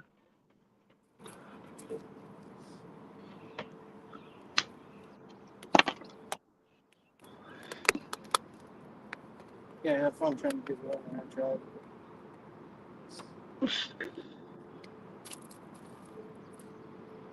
See if I can make it across the locks again.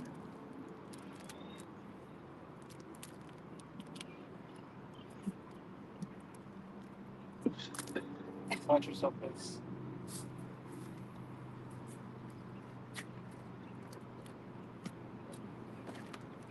See what happens right there. You know, it's rough to say what's not good, what's not, what's a crappy spot because it all looks like good spots anywhere over there, you know? Oh, yeah. I mean, don't get me wrong. Sitting there going all over different spots. But turned around, didn't see the bobber. It's like, holy shit, that thing went down quick. Right. It's right in line with me, straight out. The floret has a fluorescent green top. I kind of can see it. I'm a little colorblind anyway, so it sucks anyway, but I can kind of see that because I can see that neon part. Fluorescent, Yeah, it's the whatever. color of my shirt, like neon green. But now Yeah, the water's calm. When we first got here, the wind was blowing, and you couldn't see. Well, I had one hit it and didn't even know it, and I reeled it in, and it took over. It damn near took all my worm. Dang it. Yeah. So now that it's calm, might have some. Gaza says he sees it, spotted it. Yeah. You got something toying with it.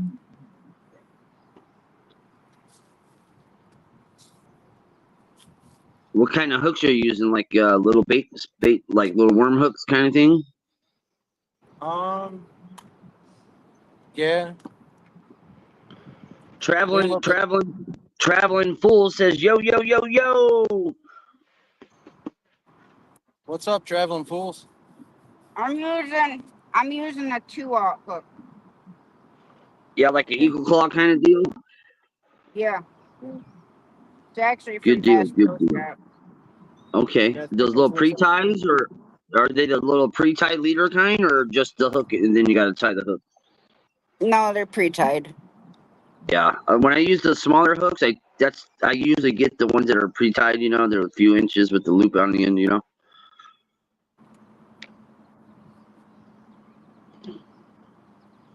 Of course, when it comes to the bigger hooks, I'll run the snell knots on them. You know, but that's a whole different ballgame. I tell you what, guys, it's like 90, 91 degrees here. Oh, it's cooking here. Yeah, it looks warm there. Started the live. I had sleeves on this shirt. I know. I seen you cut them off. I was like, my man. He's like, these sleeves are coming off. Took out the fillet knife and cut them off. Right. I told her because she's like, yeah, I forgot a rag at the house. I said, got rags now. Here comes a train. That's a busy line. Every day there's like 8 to 12 trains that come through a day. They go through here, like we're in Canajahari. The one that's coming now is coming westbound from Fonda. It goes right past where she works at. Amtrak.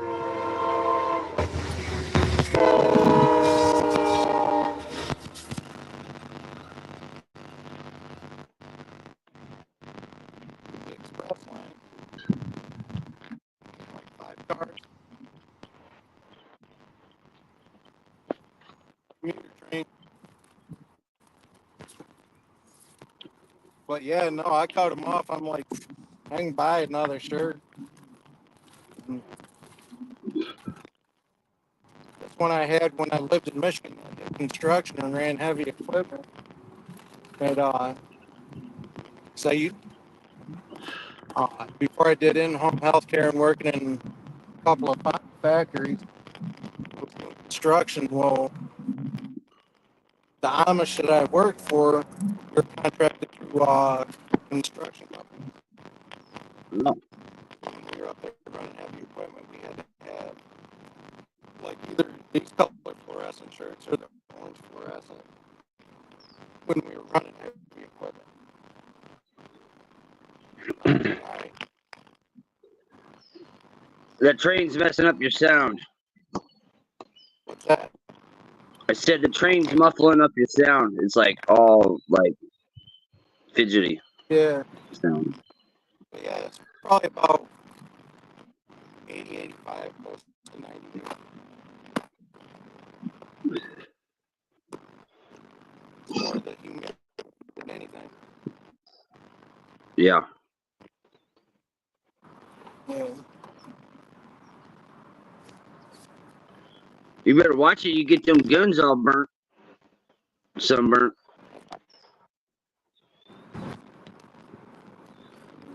I try to take my shirt off when I'm not live. It's try to even out, man. I tell you what, it's rough from them the t-shirt tan to those white spots, boy. Oh man. Yeah.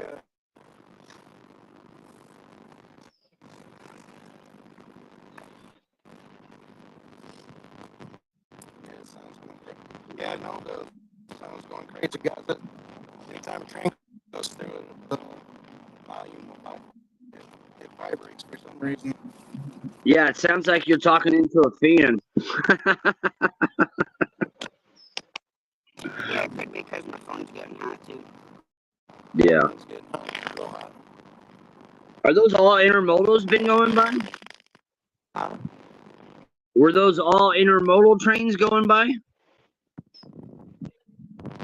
yeah, well, there's intermodules that are going by, freight, Amtrak.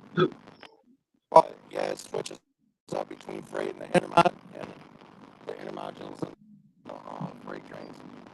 Yeah. So next one that comes through will probably be freight or mixed freight with the intermodules, cars, tankers,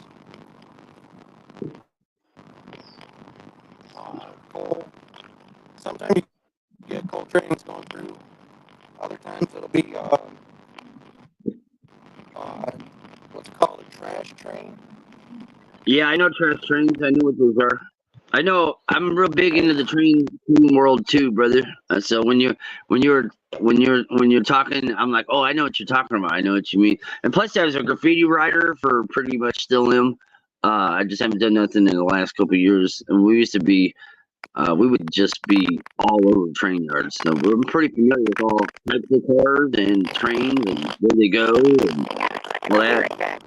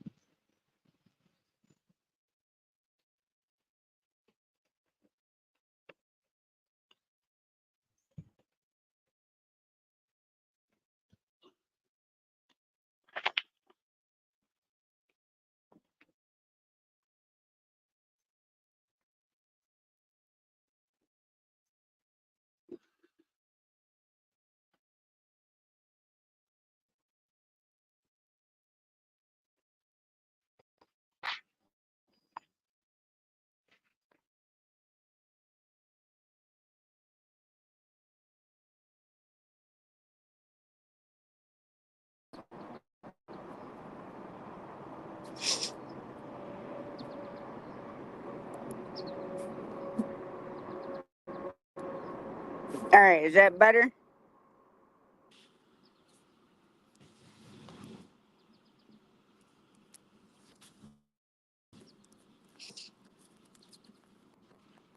Yeah, I had to go out and then come back in because my phone's hot, so I got it sitting on the ice pack right now. You have to scroll and find a link to come back up, Tony. Or I can go back on YouTube and put it back in there.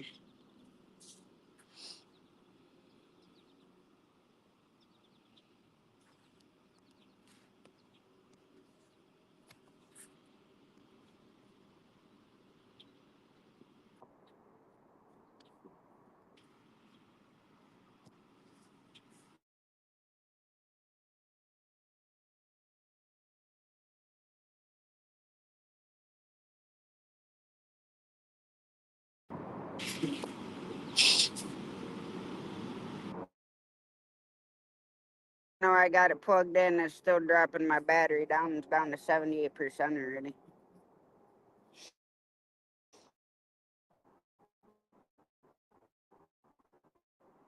Like I said, even though it's in the shade, it's freaking hot.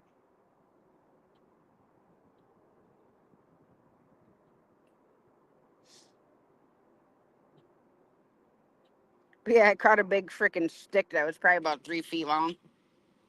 Put a tree pounder.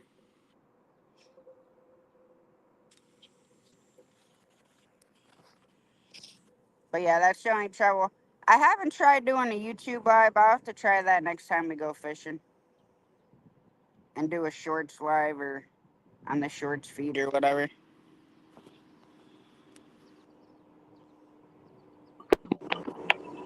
You can leave me up if you want. You can leave me up if you want. Yeah, I don't care. All right. If you're out. You get fish on, though. We need big screen for fish on. Well, it'd be nice if we got a fish on and not a stick fish either. Hey. You can't pounding. eat a stick fish, unfortunately. Well, You I mean, know, you it'd be rough. better do a little It'd be woody. rough. A little woody.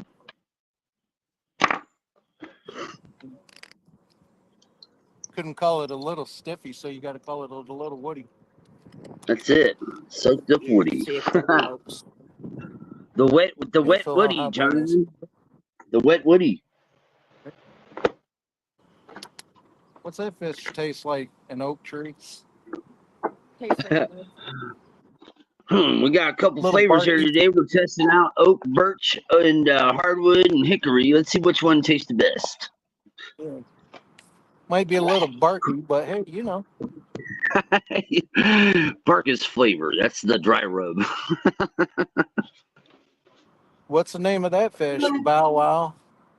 It's called Bow Wow and Fetch. Here we go. Yeah, it's fetching, all right. What it's fetching is not the worm at the end of it.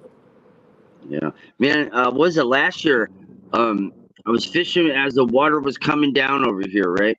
And there's a lot of current during those times. You know, when it's rising and going down, of course, right? So I'm in this little stretch of this little part of the main river of the Ohio. It's like I was on like this part of an island where it was like the backside of the island was like a real small looking kind of canal, right?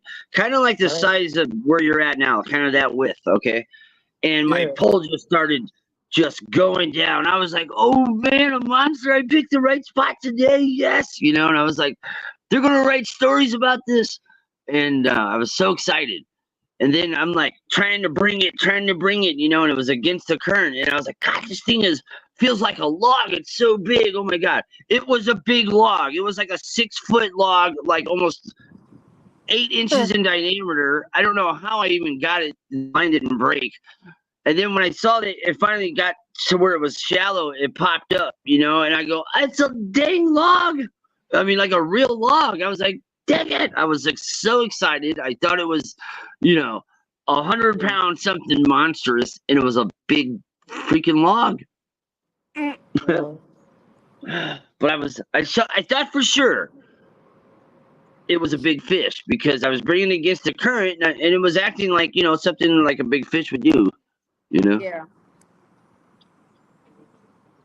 Well, just like the one I just freaking caught.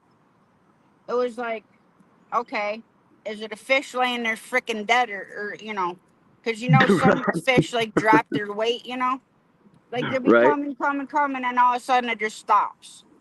Right. And this is coming in, and I'm like, this got to be a freaking stick because it wasn't fighting or anything. It was just like reeling in a block. Right. Bobber going up the frickin' locks.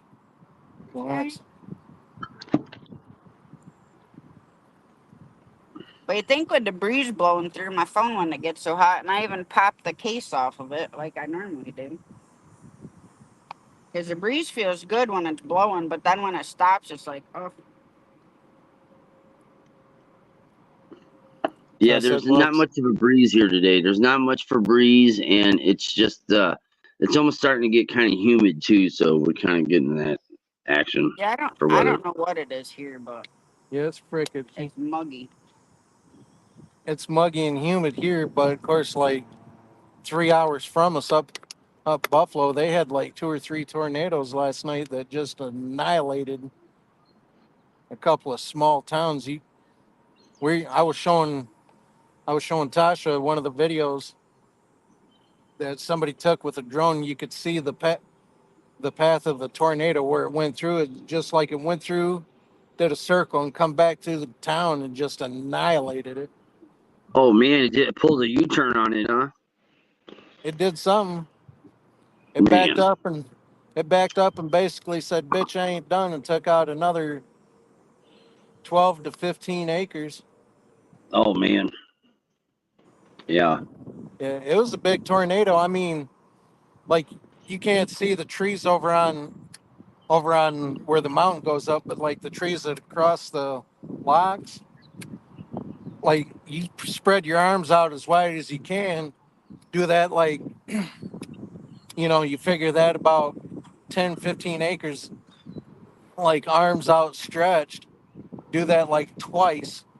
That was the width and the path of the tornado. Right. Normally, we only get like an F1. Once in a while, we'll get like an F2, but typically they're not bigger than that. Right. Hey guys, I But what? gotta step down. I gotta step down, but I'll be back in a little bit. All right, All right, we'll Tony. be here for a All right, while. guys. Good luck. If by the time I get back, so good luck. Yep. All right, See you, buddy. later.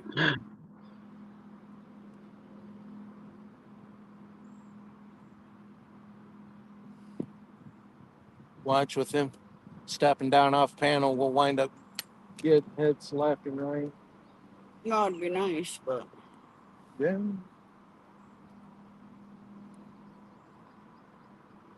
hey, I'd be happy catching one fish, and I don't care what it is. Just to say we caught a fish. Yeah, same. Instead of having two nibbles and nibble, then the one swiping my worm on the last, spitting the hook on the last one.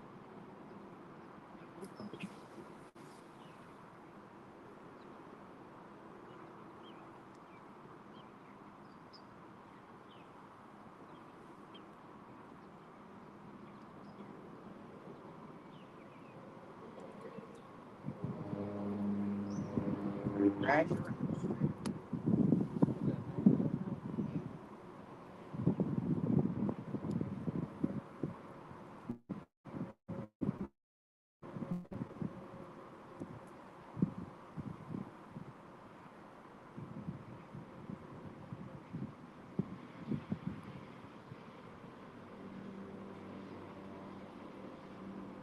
Wasn't it the last time when Jamie was here? She went over to the dam to try and catch something from over on that side.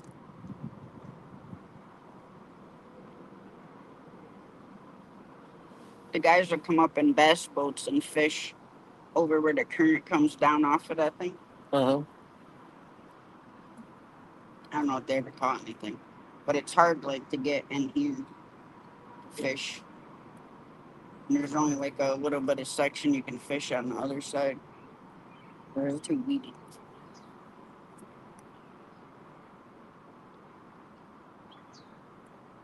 I just normally fish here because I don't feel like carrying everything all the way across the damn lot. Heard that. I'm not that ambitious. Me either. And I'm not that ambitious to take everything down that way either. No, that's why I drive the car back up here.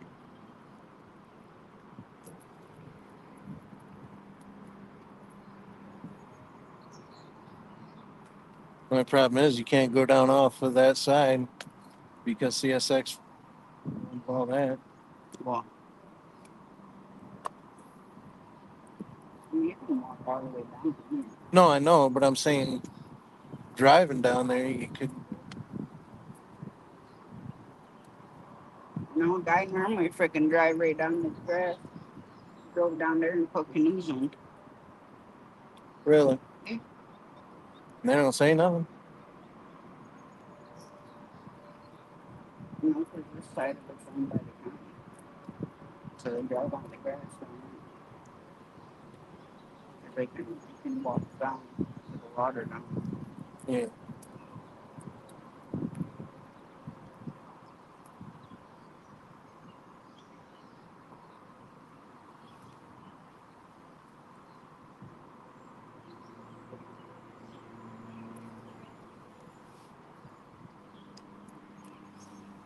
You know, they flip it.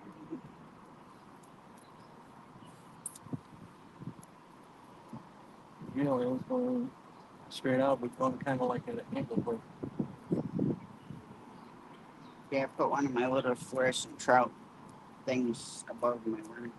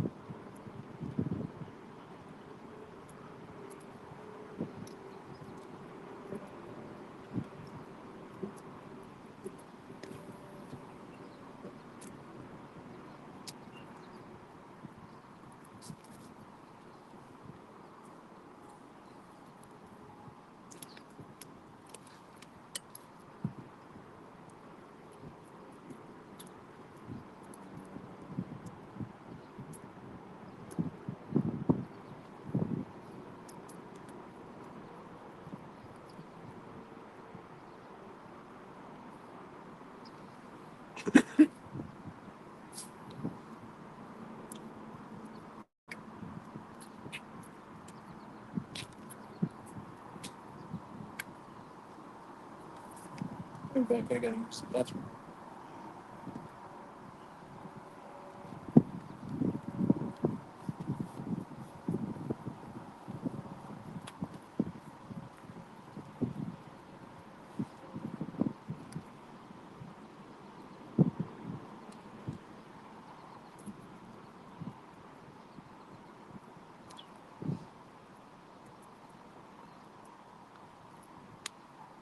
Yeah, right now it's 80 degrees, feels like 84, 65% humidity, but the dew point's 67, so it makes it kind of feel yuck.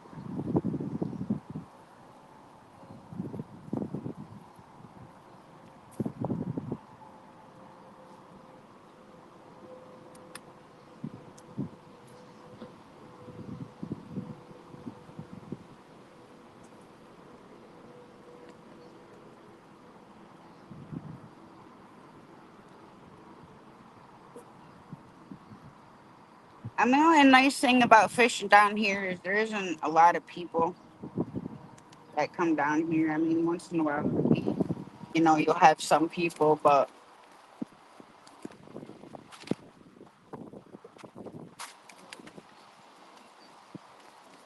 typically it isn't too bad.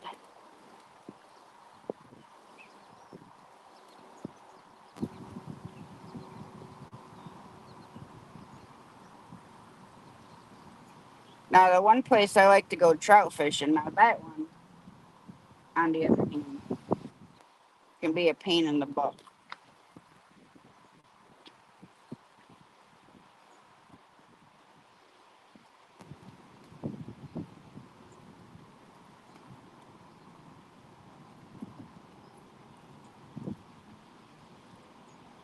The wind's taking Jonathan's bobber right down towards the lock.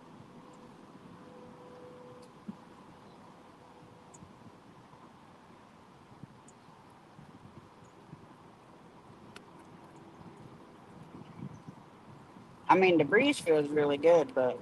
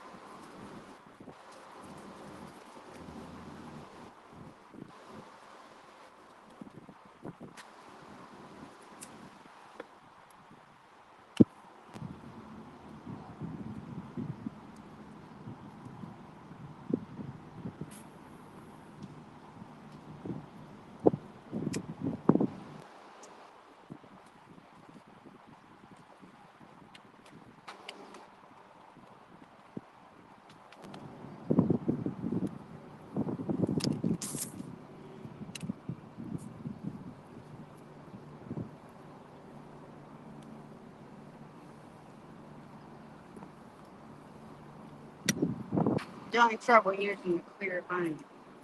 It's hard to freaking see when the wind.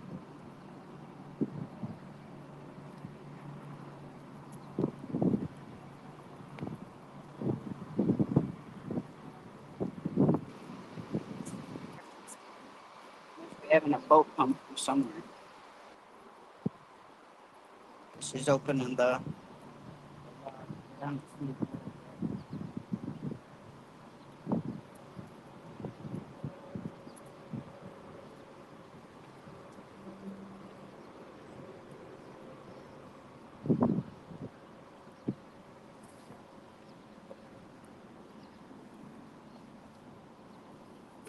He rounded the bend.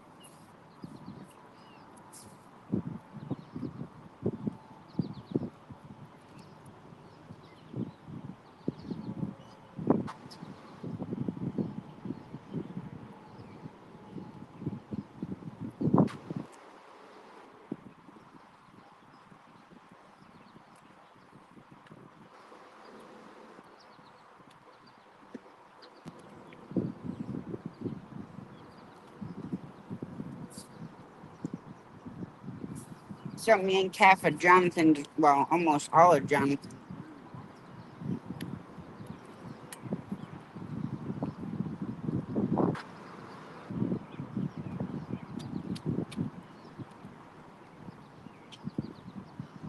Yeah, as I was saying, where we go trout fishing. Um, Sometimes it's like really packed and stuff like that. And I remember being a kid, my dad would have such a fit if we were loud when we were trout fishing for spooking the trout and stuff. Because Basswood Pond isn't like a huge pond, but like you can take kayaks out, canoes, rafts, whatever. And last year when we went, there was kids walking around, yelling, screaming, trying.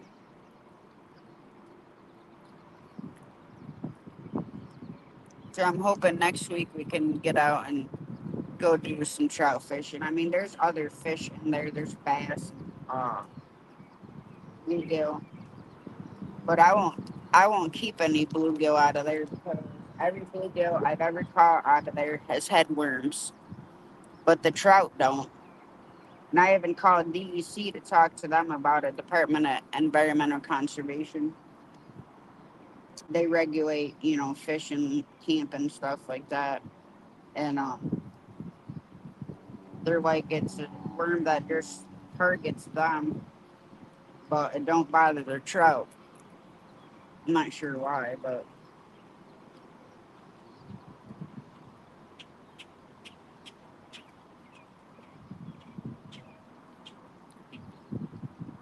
yeah, I thought it was just a fluke. So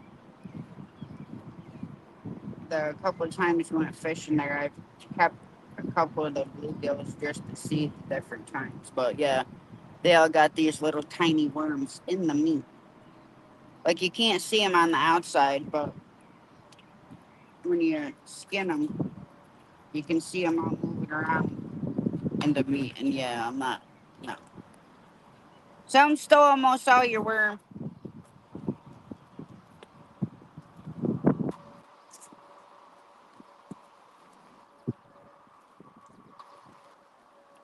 So I reeled your line in. Your bobber floated all the way down there, and something about took all your worm. So I just reeled it in. And then she opened the door, so I don't know if there's a boat coming in. Yeah. Heard of But it ain't round at the bend yet. the smells. I threw them other ones away because they were half dead. Yeah, no. You've just been trying to.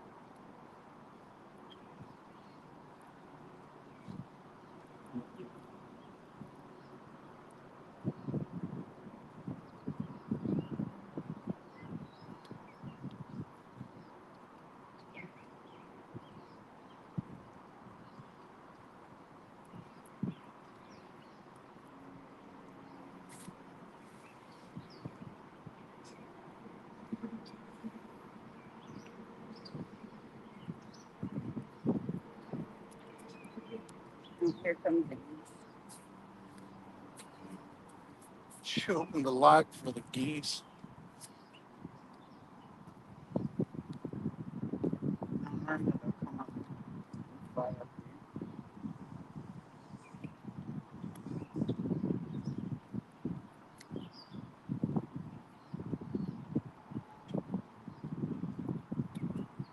here. I haven't seen them.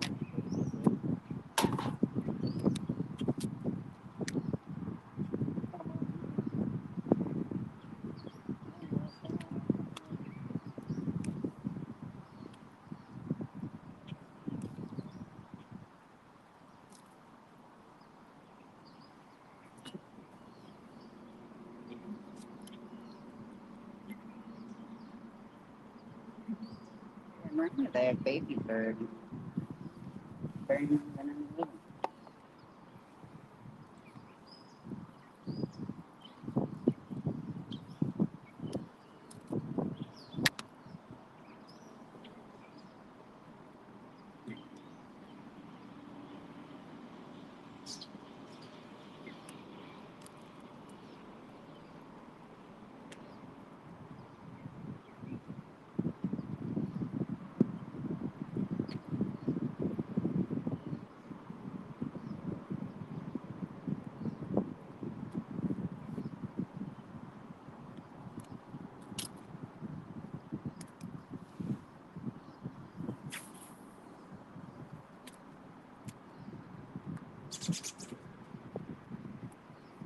No, this could be shit on me. Huh?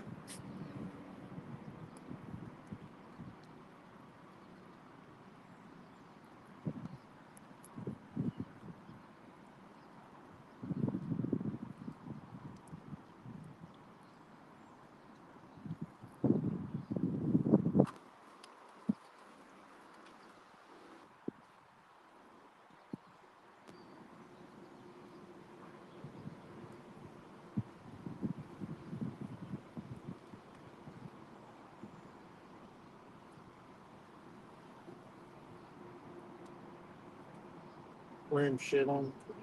Um,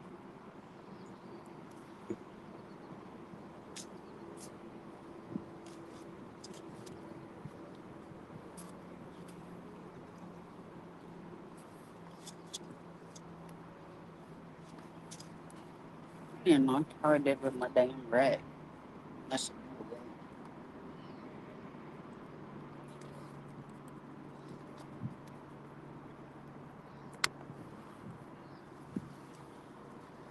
you put it in your pocket? Put it in your pocket?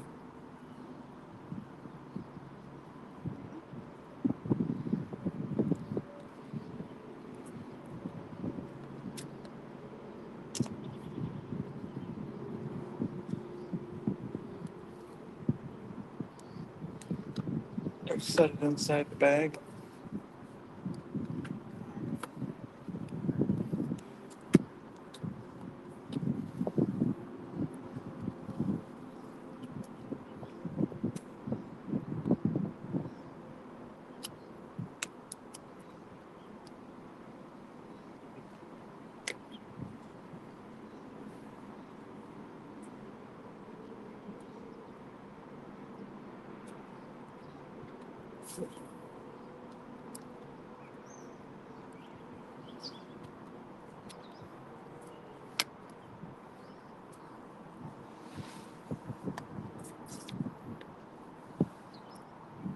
yeah. She opened the freaking doors up, and your freaking bobber just went. Dude, Yeah, I heard it. Oh, starting to find out eating a wrap, and especially when it's hot out, is not the ideal thing to do. Huh? thanks. No, just rolling up the sheets. You have me one. You might be one of them places.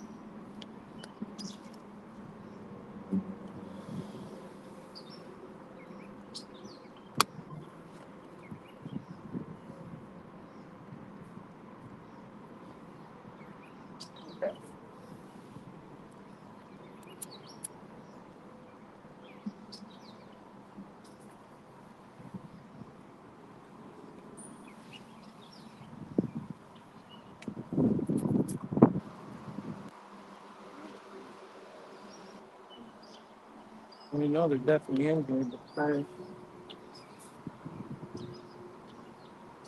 No, like I said, there's big fish in here, but I don't know. I mean, I'd like to freaking go up on Mason Lake in the fiberglass rowboat, but our truck's kind of out of commission, so we can't very well do that. no. And I don't know, it's pretty heavy, so it'd probably dent the cart. And I don't have a hitch, so I couldn't borrow George's trailer. Yeah, definitely didn't. Oh,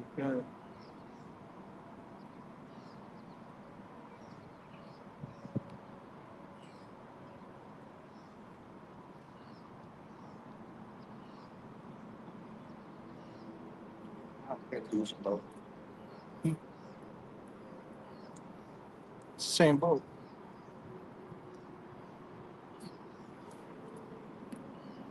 They're coming in. Oh, listen to here.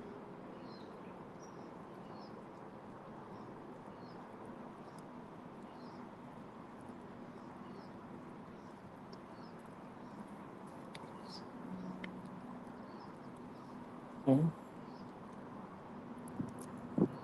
We know why she opened it. My name was on Just set mine ready to hold her.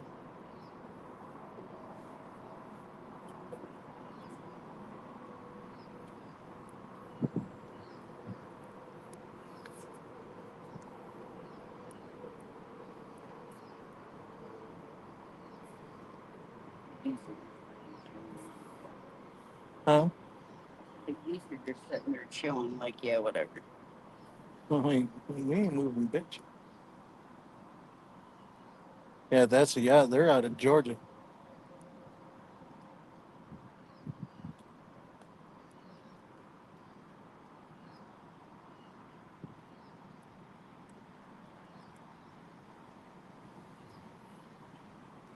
Then I'll go down and go through the logs and find them.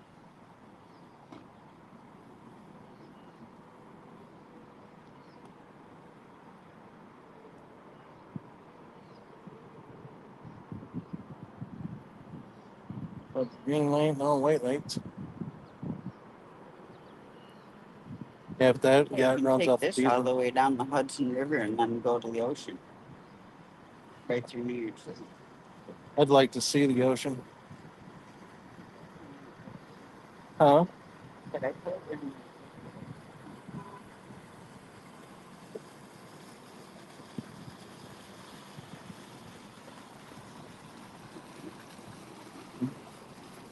That is a beautiful boat.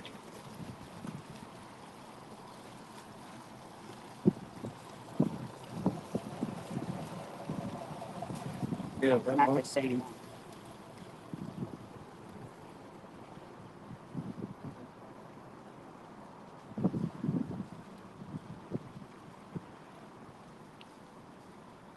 Thought it was. No, it's not. The other one was the Illuminator. That's the Mazda.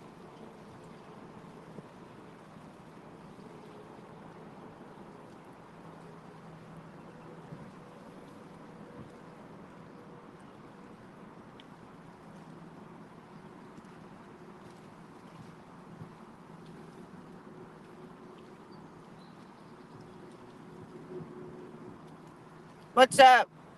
It definitely is peaceful. Super relaxing. Hope you have a good day too. Get to watch the boats come through. Train. Geese are up yonder chilling out. Surprised Rich and Judy ain't came in. He's probably working. Hmm? He's probably working.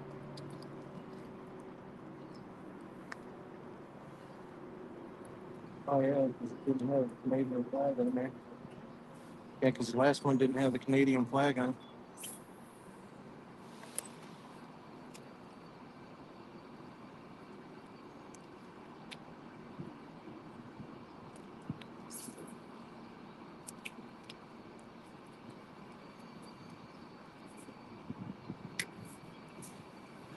Probably hanging out till 3:30. That'll give us 3 o'clock. Yeah. What time is it?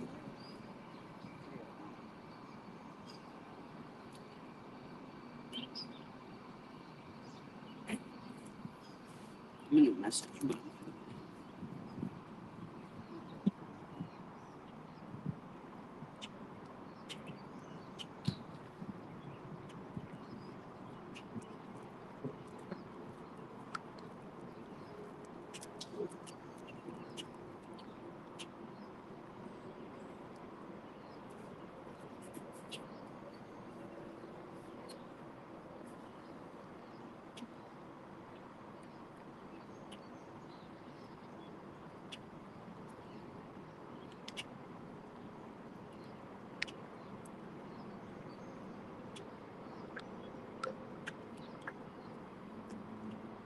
I'm like, Mike and Tasha, what are you doing? My van, he phone. Jonathan's had a few bites, but no fish. And I caught a stick. What's up, Sid? How you doing? No fish yet. Jonathan's had some bites, but Oh yeah. no luck. And I caught about a 3-foot stick and it snapped my line. It's got a 3-pounder.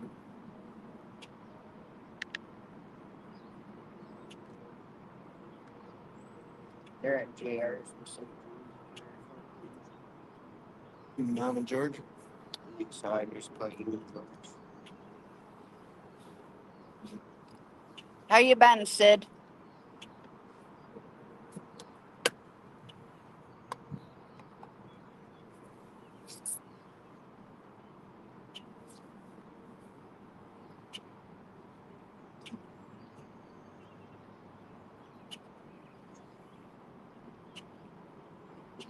We're fishing the Mohawk River in upstate New York. Yep. Walk down there and cast over there. I said Jonathan's had some bites. Oh, I hear you there. I've been working, taking care of the farm, gardening, taking care of my chickens.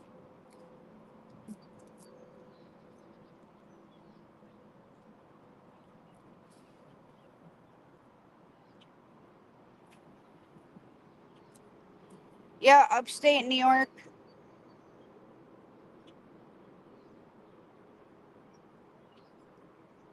We're about 200 miles northwest of New York City.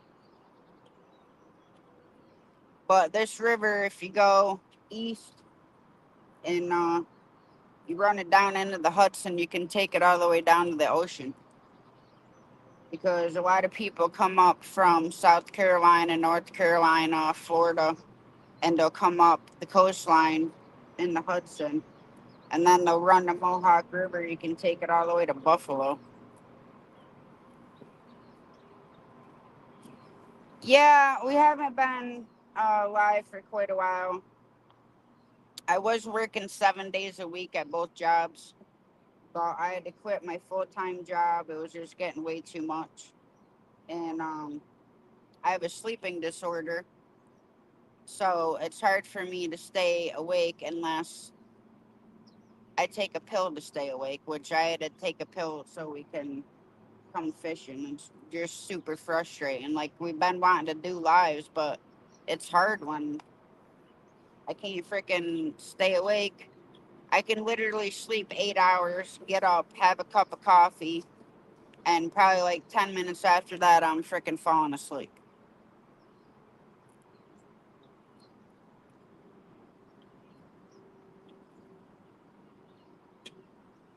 Yep. Yeah, you can run the Mohawk. Yeah, right down the Hudson, right into the ocean.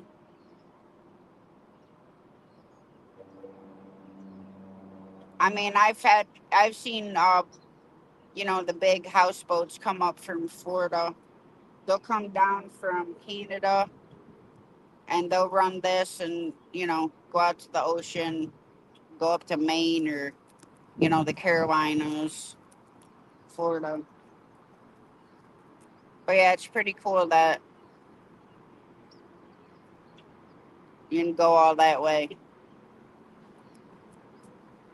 But it's got to be freaking expensive. Especially all these boats run on diesel. Yeah, I know it is. Um, I see my doctor that manages it because I also have sleep apnea where I stop breathing when I sleep, so I have to use a machine. Um, but he had tried this new medication that's supposed to help with daytime sleepiness without me having to take the other pill, but it doesn't. I can't freaking stay awake. It drives me nuts. And it is such an ungodly, intense, tired feeling. The only way I can describe it is like, getting hit in the face. It just hits you that quick, and I mean, I literally cannot keep my eyes open. And then the pill I take to stay awake because it's so bad that I can fall asleep standing up. And that's why I had to be put on the meds before because when I was working the Walmart DC, I'm working. All of a sudden, I couldn't see. It was just all black.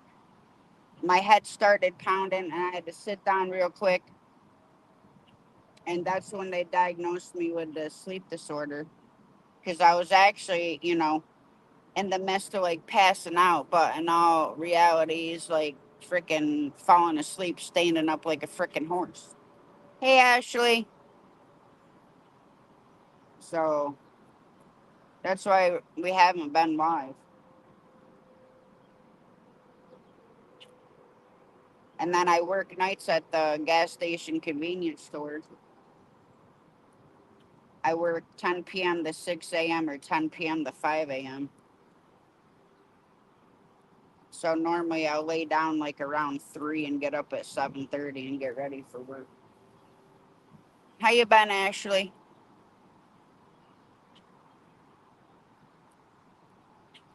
Thank you, Ashley.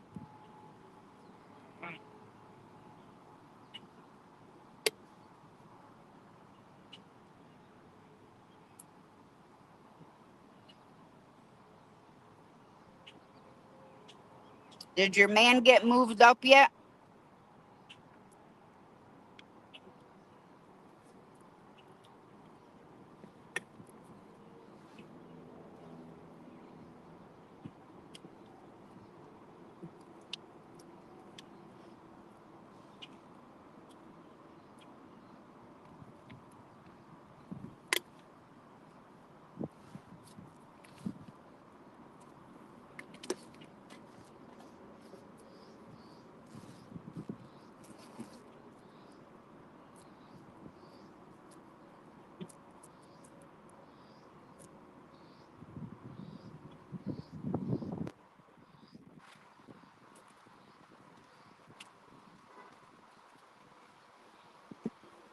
That's awesome. Glad to hear that. I couldn't remember when you said that he was coming up.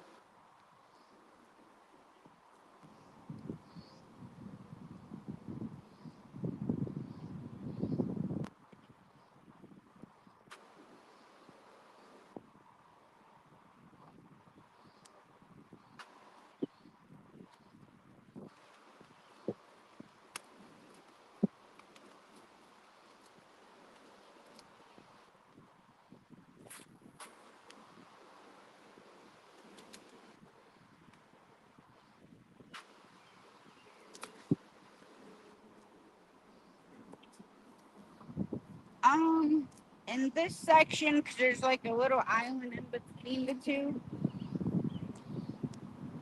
I'd probably say 100 feet or so. Well, I mean, this river's really big. Where we're fishing right here along this wall is 95 feet deep.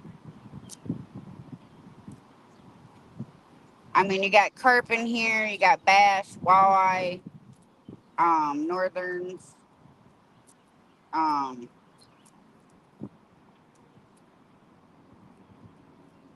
there is sturgeon in here too, but like I said, you ain't hook, if you do hook a sturgeon, you ain't freaking getting it.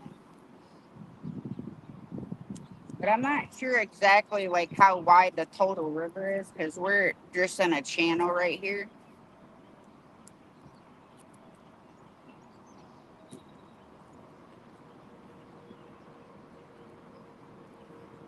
But this river is really freaking deep.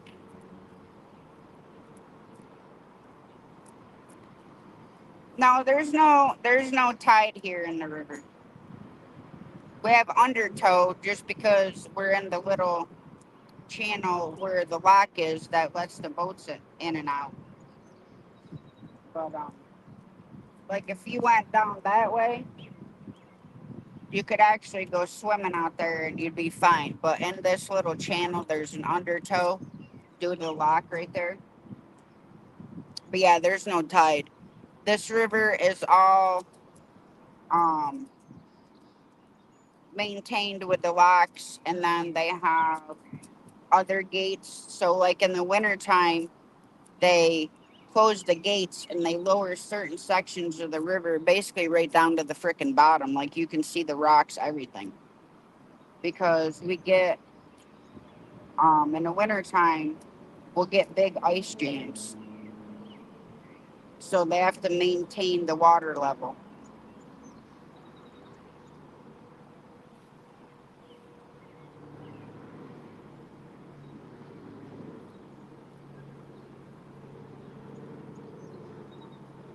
Yep, this river is part of the Erie Canal. If you Google it, there's a bunch of history on it.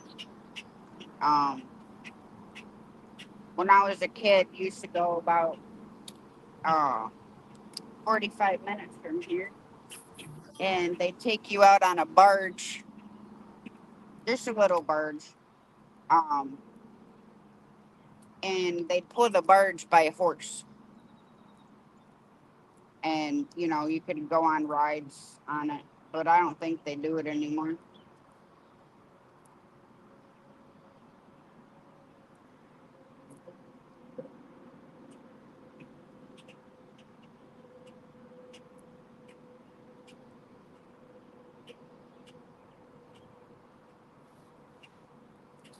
But yeah, it's really nice here. It's not ever really too busy. I mean, the only time you really gotta reel in and wait is if like a boat's coming through. Obviously, you can't have your lines out.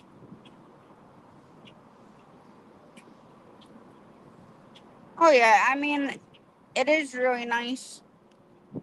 Just the catching of the fish part is few and far in between.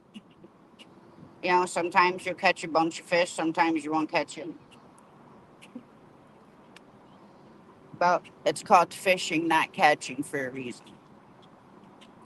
But next fishing live we're gonna go trout fishing, where I went live last summer at Basswood Pond.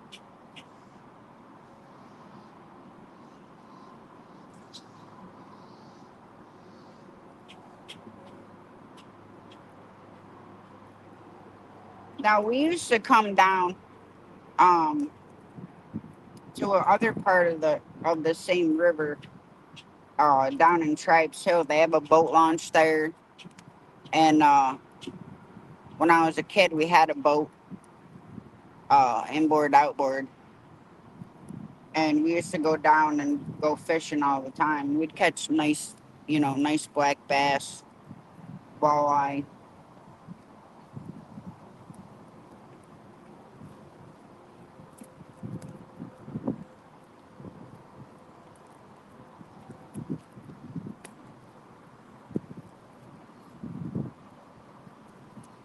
It's always nice to catch fish, but to me, fishing is relaxing. Don't matter to me either way.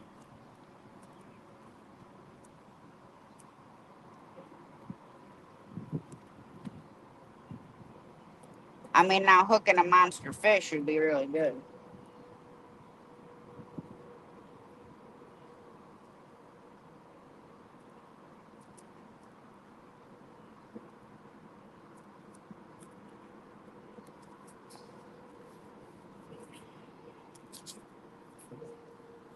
But we're probably gonna stay live to the 3 hour mark.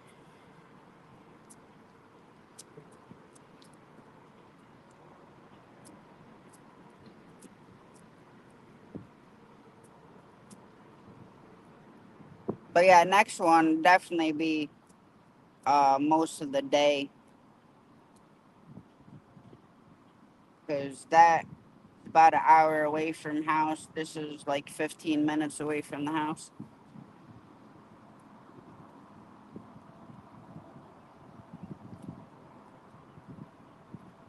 No, it doesn't. I mean, today is cooler than what it's been in the past 2 weeks. It's been 90 with the heat index into the hundreds. So you can't really, get out and um, enjoy it unless you're just sitting home in the pool, because it's just way too hot to deal with. And I've had heat stroke so many times that I ain't about to sit out in freaking 100-degree weather. Don't misunderstand me. I'll take the heat over 20 below any day.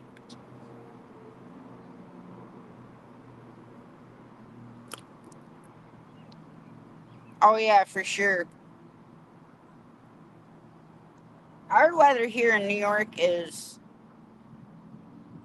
been screwy probably the past like 10 years, because some years we get freaking snow right into freaking the first part of May. And then like 2012, it was like 100 degrees in April. Then some summers we get a bunch of rain to where you can't even like do anything with the garden or anything. And then other times it's just either be hot or cold.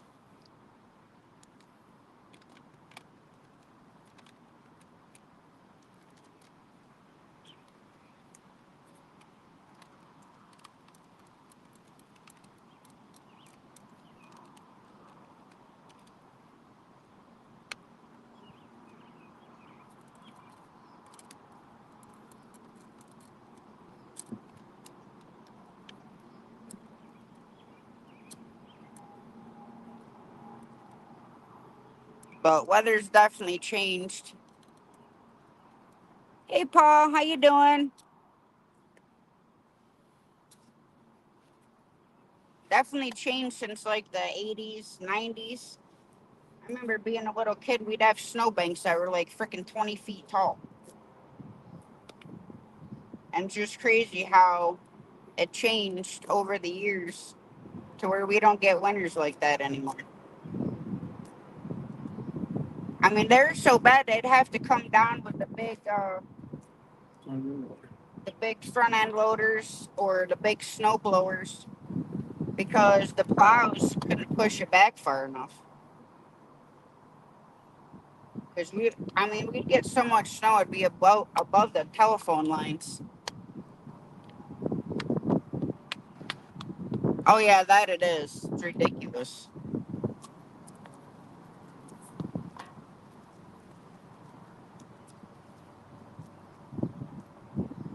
Tested in that spot 3 times a month. But yet they're jumping down there. I know.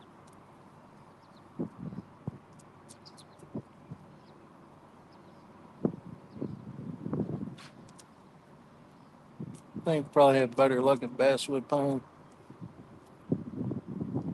Probably.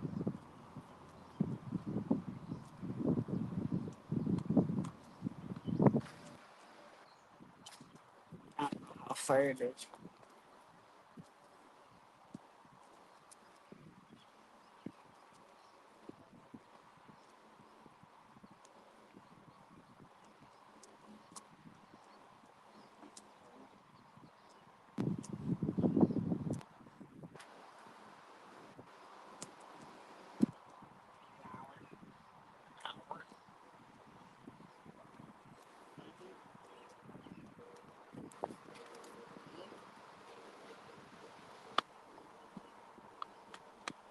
It's out on the other, like out past Cooperstown.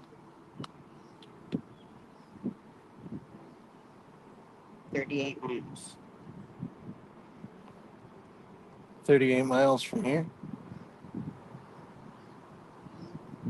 Takes an hour to go 38 miles.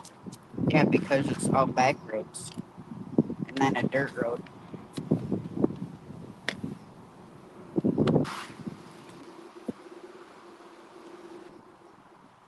I'll leave that up to you.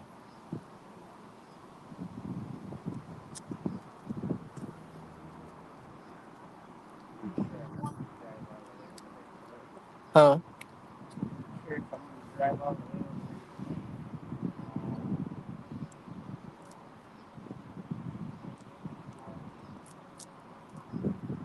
I think Amtrak's coming again.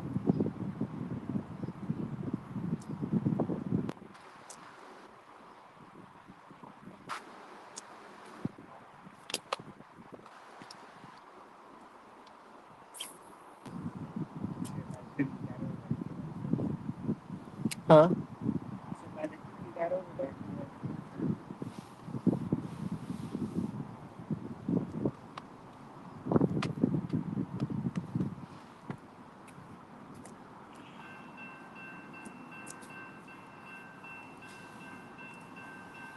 Amtrak.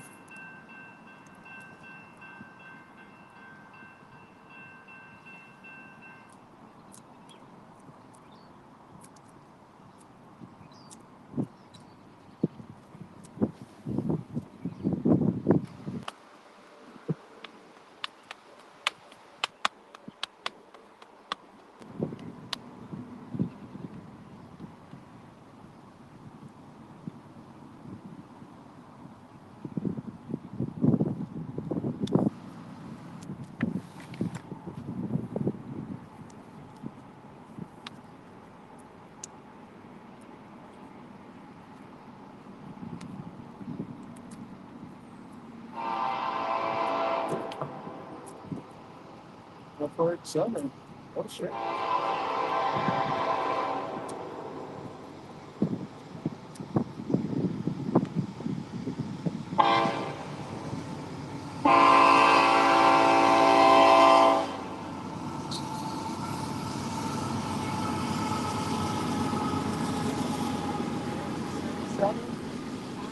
Kansas City Southern was the oh, it's all oil tankers.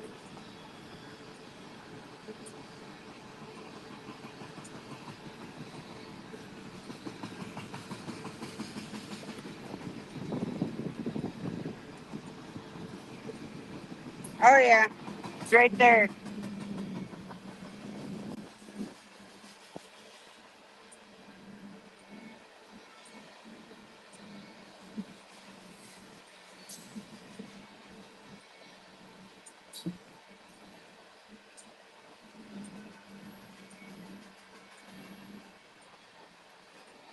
Yeah, the track. Yeah, that one rock. The tracks are like right behind us. And walk like right up to them.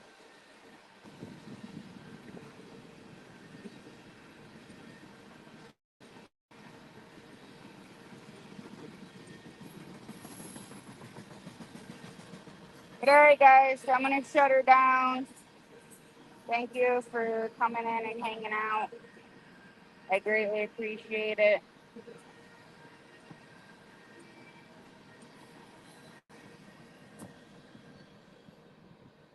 And we guys shall catch you another day. Much love and God bless.